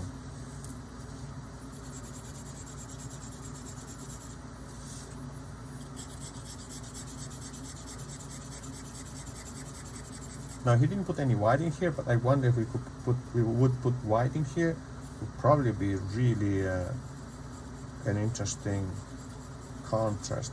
In fact, I might put some white there later, just to experiment, right? Why not? okay. Can't hurt it. Yeah, see what happened, right? I want to do it now. Let me see.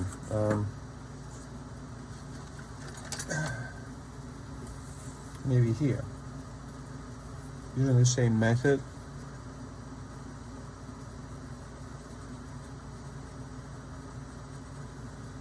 Yeah, pops out more here, here.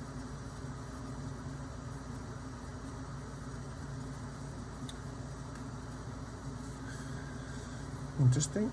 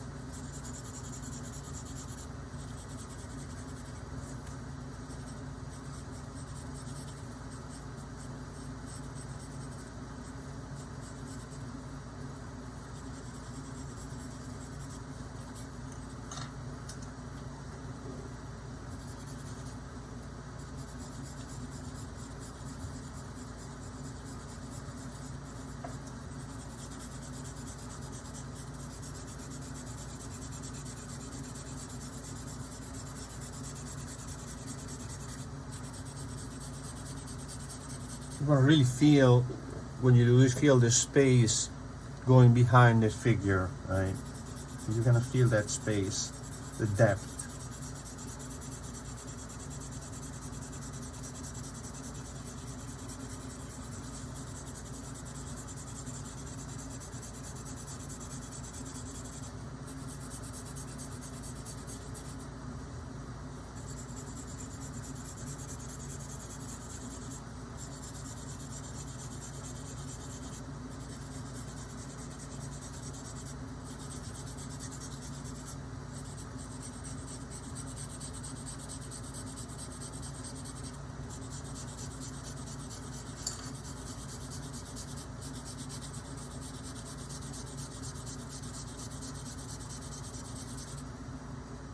Yeah, it's kind of, and then now we can move up and then see how dark. This part is slightly darker right here. So now we're doing this by focusing on this. So first we're blocking the whole figure, and we're blocking a few areas of dominant values, light and dark and medium, and then extend it on a scale in this area here. This works. We can then now keep going and developing more and more values, right? But we have established an area that can be used as parameter to find to calibrate, right? To calibrate the values in the other areas. So now here, this very dark spot here, again, it's very, very dark here at the throat, and we lose the outline of the throat. And now here we have the deltoid visible here, right? Now as we move toward the forearm, there's just the area adjacent. The forearm is slightly lighter, because then the left margin of the forearm is darker. So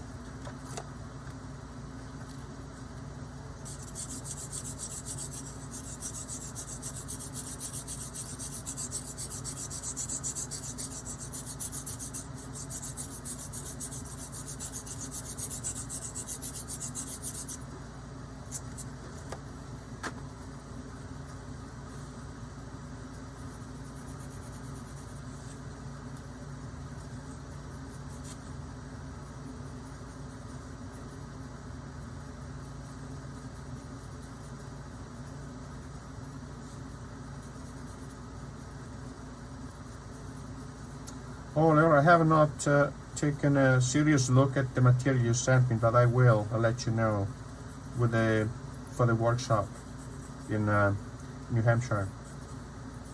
Thank you for going through the trouble of doing that. Yeah, it's a lot to cram into 1 year.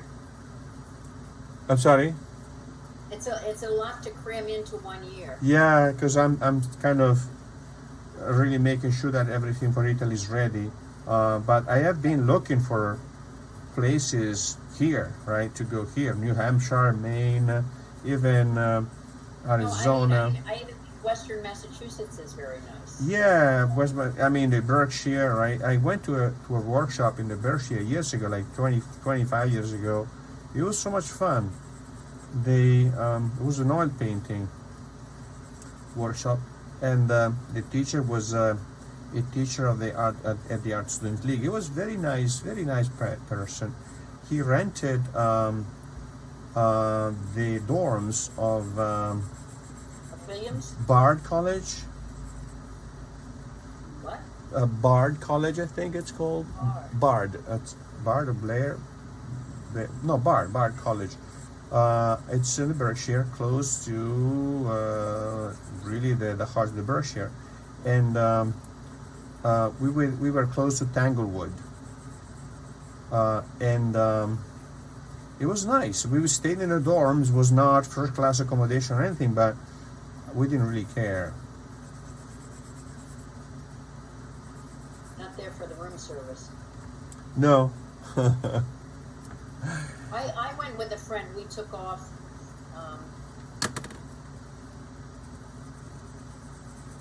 The funny story is as I used a credit card, and my husband calls me on the phone and says, "I see you're in Williamstown, Mass."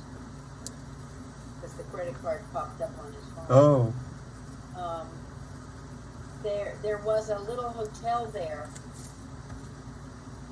where? They joined a group of workers' homes together and made a series of little houses all joined together. They made into a hotel. Oh, where? Right next to the MOCA. MOCA. Oh, the Mocha. Okay.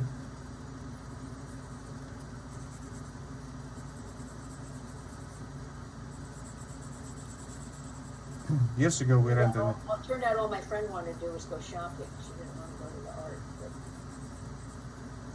But Years ago, we rented a lake house in the Berkshire, and it was a motel on Queegee Lake, a little lake there where Angie used to go, and when she was young. So we said, let's go there, right? Kind of. So we what were was the name of the lake? Queegee Lake. Queegee Lake. It's still in the Berkshire, right? Oh, okay. it's- There's a famous It's a small lake, a little small lake, right? So we go to this motel that was because the house that she wanted to rent was not available. So we got this motel right across the street from the house, and they were so rude, right? We needed stuff. The guy wouldn't come, and they say, "Oh, we need towel." "Oh, yeah, I'm coming." Then never came. And then it was strange movement there, right, of people coming and going. And then later, like a few months later, the guy was arrested because he was running a brothel. So Oh no! he was pimping out his wife, and we had no idea, right? That's why the room service wasn't good, because that's not the kind of room service those people were interested in. So, oh my God, right? So there go the childhood memory, right? When she used to go to that place because it was so nice and quaint, and now it's a Turned over a little bit. well, you know, new memories, right? So that was, but the Berkshire, I love Berkshire. It's so beautiful place, and you know, No, and they have the Tanglewood there, and Tanglewood. We went to a couple of concerts. So nice sitting on the grass and just listening to music or Shakespeare or whatnot. Right? They had the Jacob's Pillow there, company, theater company, doing a lot of pieces. They have all those mansions that you can visit. What is the name of that mansion? She belonged to a famous writer, and now it's there's a mansion. I'm sorry. my husband's edit. phone is connected to his iPad. I mean, to his computer. So okay. I think it's Edith Wharton. Edith Wharton House, and we went there just a few years ago, and they had Shakespeare in the park, and then we visited the gardens. Really beautiful. I mean, just the stable of that thing is a mansion, right? The stable. Did you see the stable of that house? My God. Yes, we went through it. We went to Melville's, and we went to Edith Wharton's, and we had a wonderful Tanglewood concert. They were doing a little night music.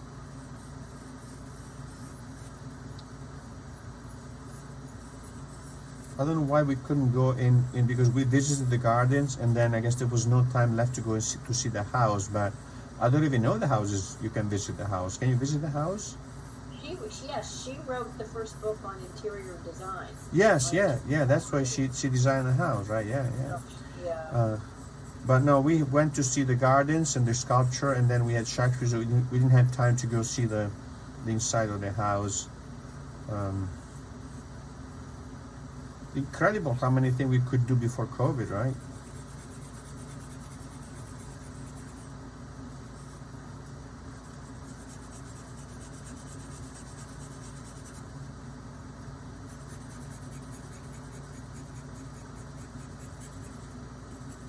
But see, Leora, this is really a good example of a drawing that is done where you don't have the line defining the form. It's line defining the value, which is again is not what how the line is usually used for, but he did use it for that. So the line defined the jumble of the line come together in a jumble, and depending how many you jam into an area or a few, you create a value, but not an outline. Well, mine is very dark, but it's. How's it coming? Can I give it? It's mine is very dark. I just can't. It's very dark. The figure or the background? The whole thing. Oh, the whole thing. Yeah. So I think you need to kind of be careful with the calibration of how much you push. But I think you diagnosed it. I think I started out with pencils that weren't sharp enough. yeah, and so what they do, they kind I of started out just in the really dark area. yeah, because if you look carefully at these lines in here, they are really like this, like a grain that uses a little bit the texture of the paper, but the line per se, they are thin. They're thin. Really, you want to think like one of those metal, what do you call it? Metal sponges, right? Yes. Metal Yes. wire kind of thing, right? Mesh to clean the pots. I'm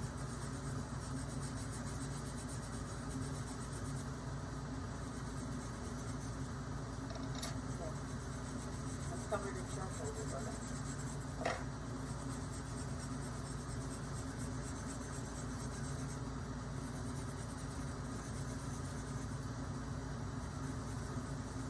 And the thing is that the regular sharpener doesn't work with charcoal.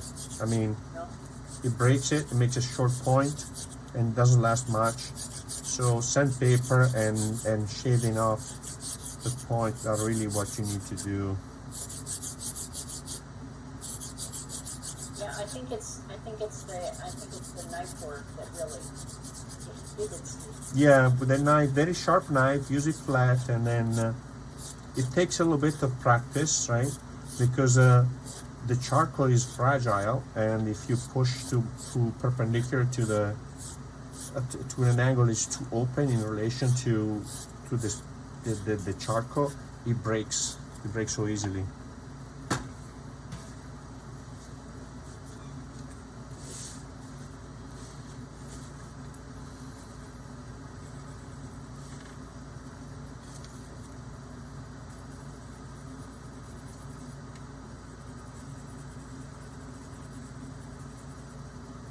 So Angel found this guy that makes this brass port de crayon in here.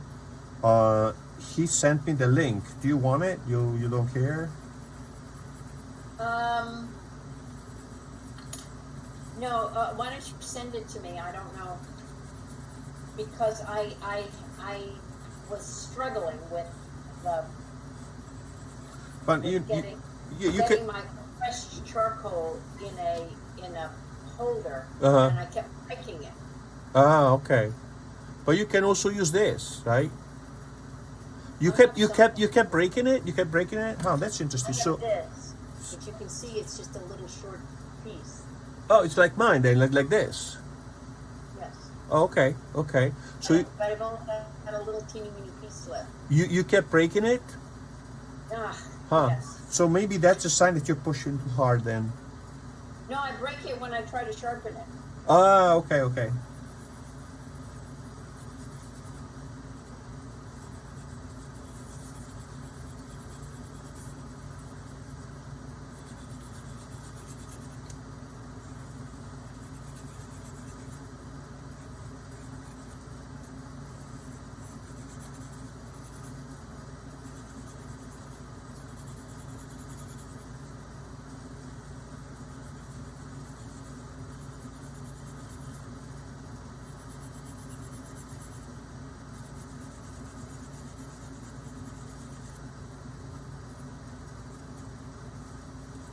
More blocking some of the background because now the back of the figure is sticking out a lot, right? So I need to push down the background here to attenuate the contrast between the background and the back of the figure.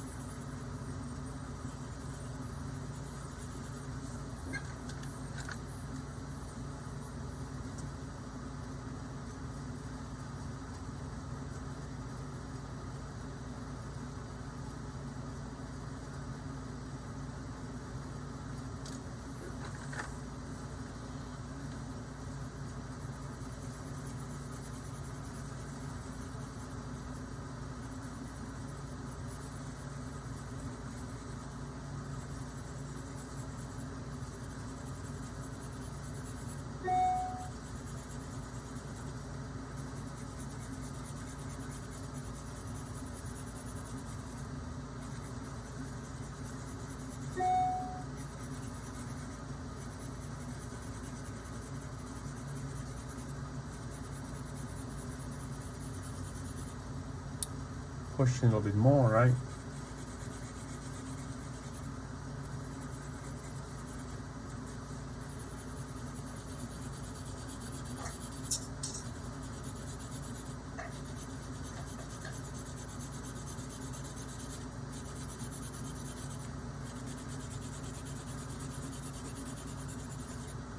We need to kind of soften up the contrast between the two. Now this probably needs to be a little bit darker here. Darker here.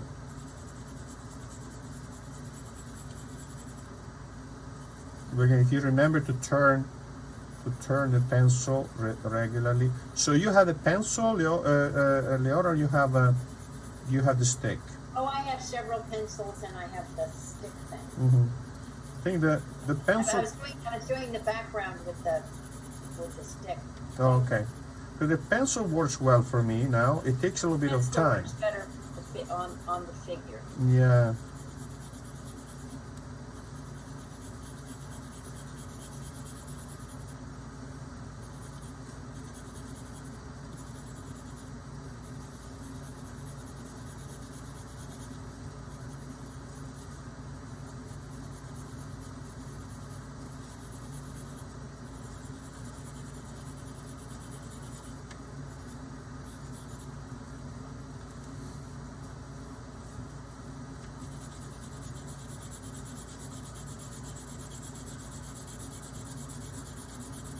In this area here, you can tell it really pushed the charcoal much more with more determination, right?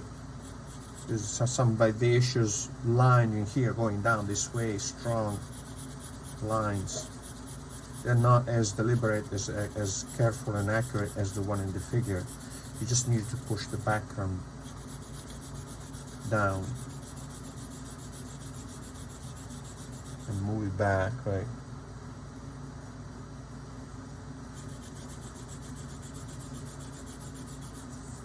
Trying to see this, right? Yeah, darker, much darker, right?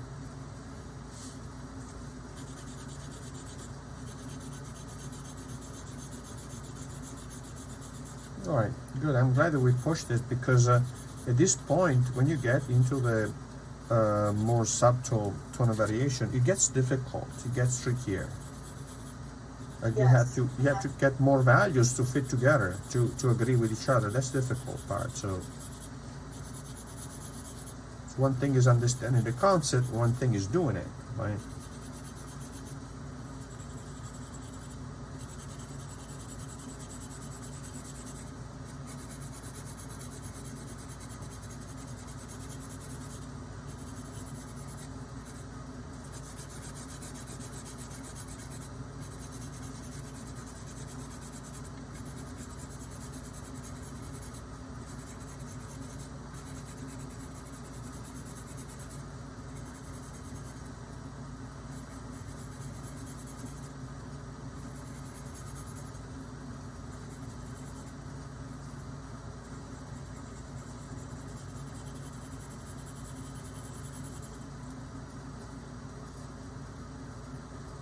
this will be darker, right?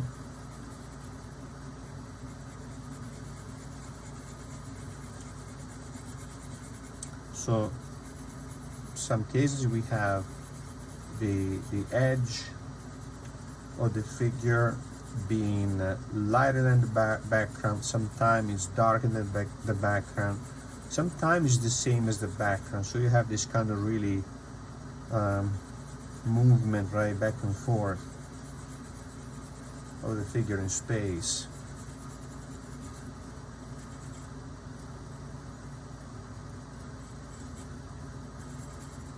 So if you when you're in Rome, if you want to go, we're gonna go together, right? But if you want to go also independently, you should go see Saint Teresa of Bernini, and there is also Beata Maria Alberoni, which is also by Bernini, and it's a noble lady, Roman noble lady, that when she saw the Saint Teresa, she wanted to have a similar sculpture of herself for her tomb in the throes of ecstasies, and it's quite interesting how you know, the nobility or the people that were commissioned, the clients, were really, make me a saint. yeah.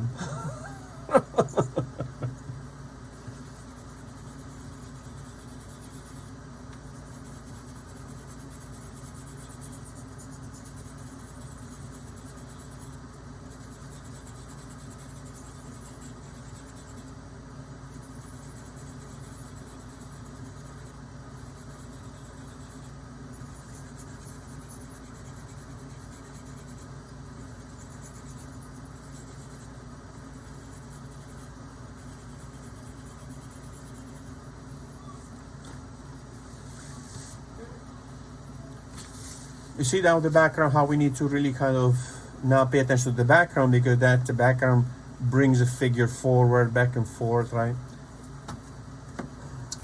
Sharpen it more.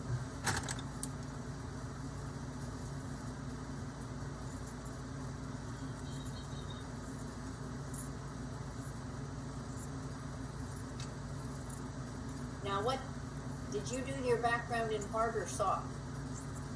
In medium. Medium. Okay. I just use medium for everything, except for the first the initial sketching in the boy. The rest is done all with medium. Okay.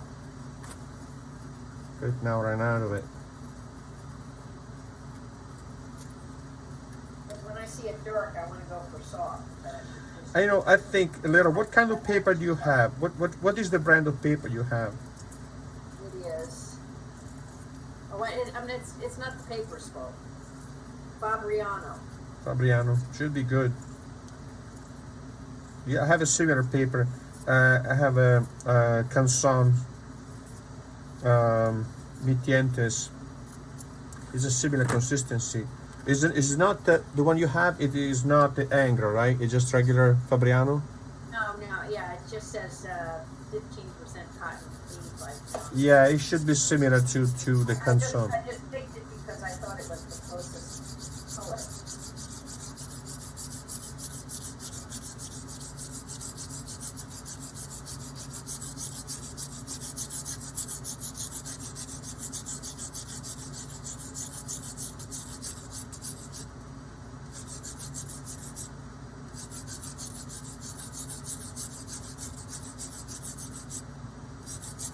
I haven't bought my paper from Rome yet.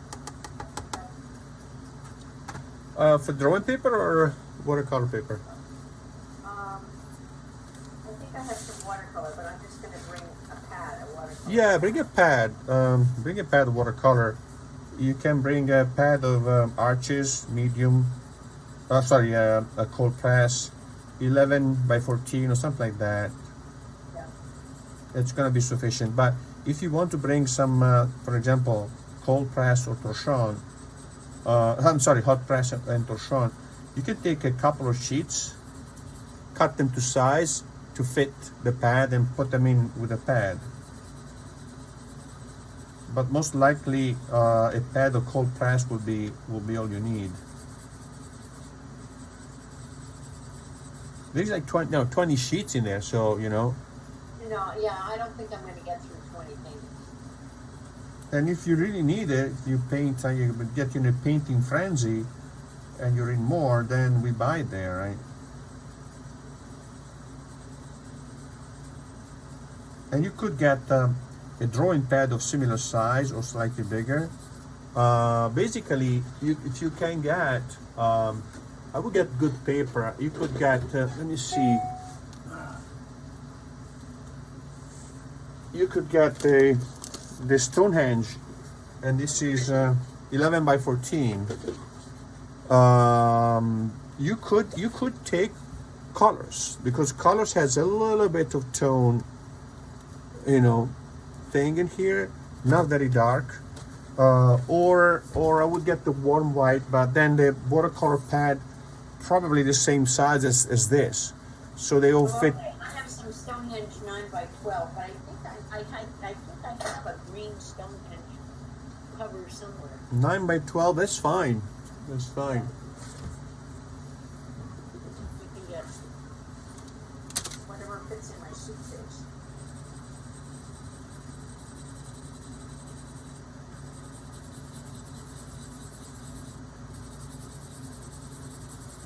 Pushing this is darker. Squinting and squinting, right?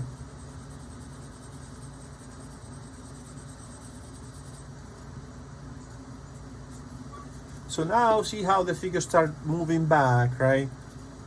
In the background. So maybe this could be slightly darker here.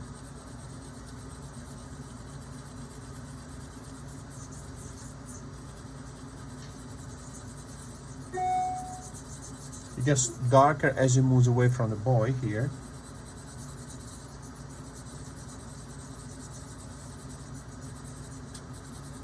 I'm pressing down too hard. And also the same thing for the rest of the material. Don't bring too much stuff. Don't bring loose tubes of watercolor. You don't need them. The watercolor you have in your palette is more than sufficient.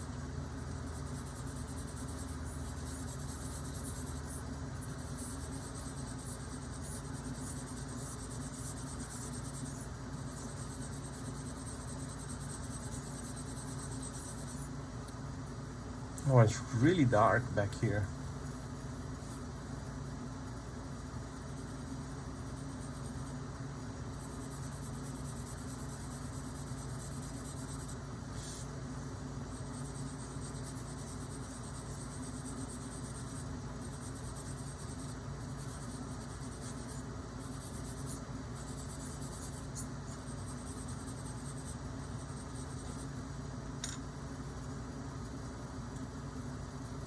Maybe this is also a little bit darker now here.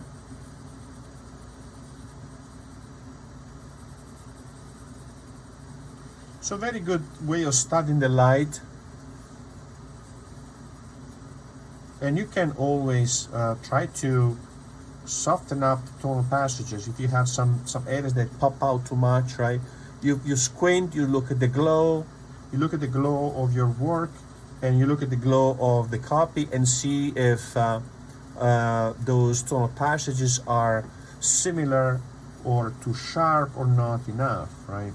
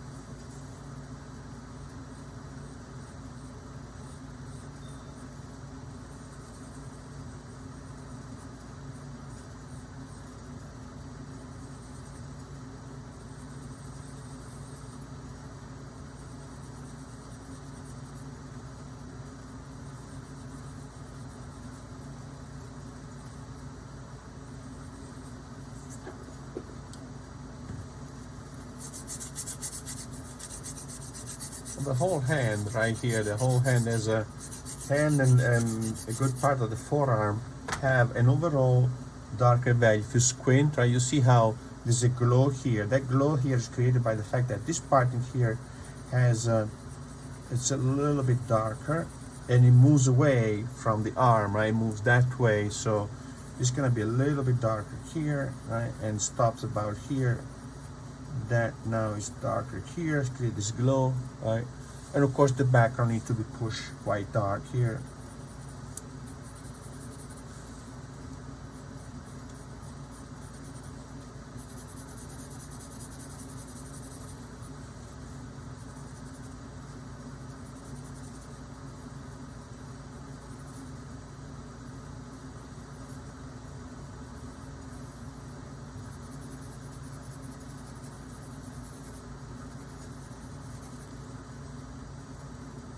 All the head needs to be darker.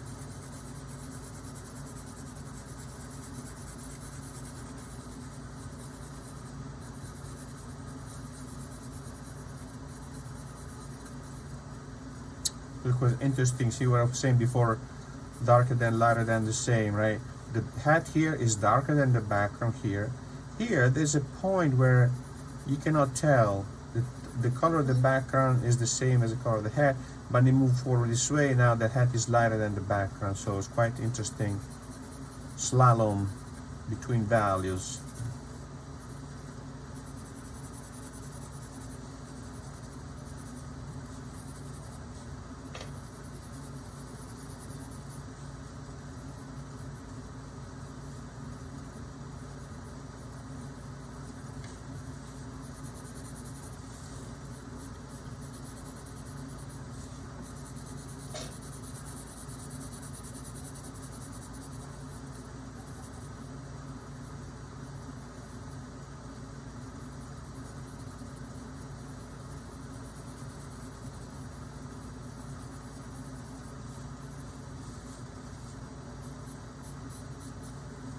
Forearm darker than the background.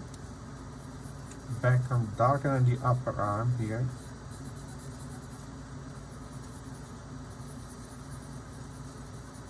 And the hand, the lower margin of the hand is lost into the background, and so the two values kind of blend, right, without telling us what is the margin between the two, like here.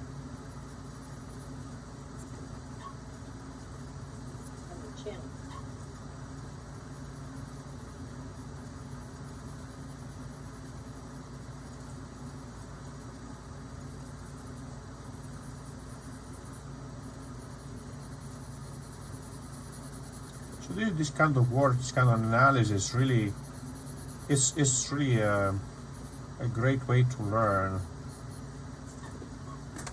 You see how you did it, right? And then you understand why you did it. And now next time that you do a tonal rendering on a figure, you want to keep in mind all these aspects of tonal rendering, structure, and contrast. What I find frustrating about this is the inability to erase. Well, I mean, the erasing is part of the thing. Erasing means that, oops, shouldn't be like that, should be like this, right? And then you change it. And if you don't get it right, that's fine, but, right, you get it right the next time.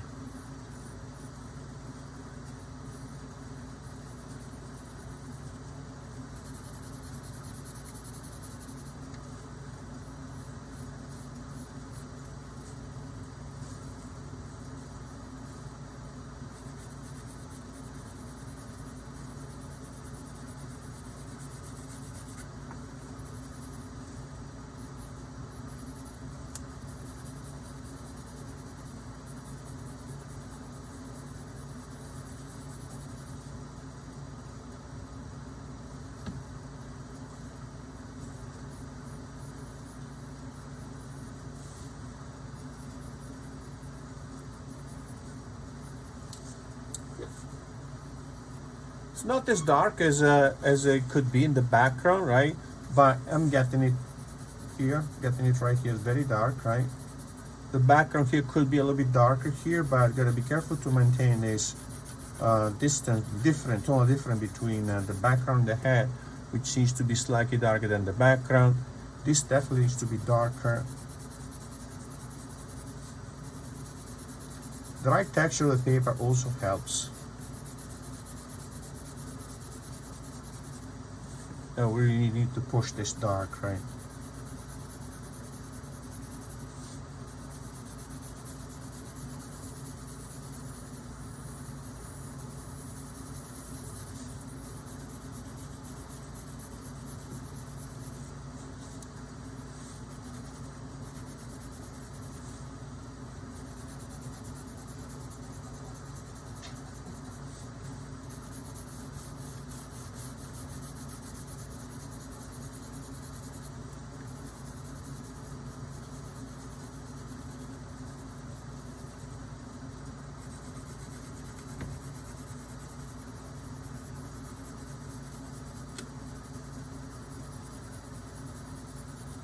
And the background here, really push dark, right? You see less and less dots, create the dots of the light dots from the value of the paper, because now the paper tends to be more saturated with more charcoal now. On the left side here, right? I think if I had a toothier paper, it would be better. Yeah, it probably would be easier. It would be easier. The lines would be more line-like. Yeah, it would be. Yeah, yeah.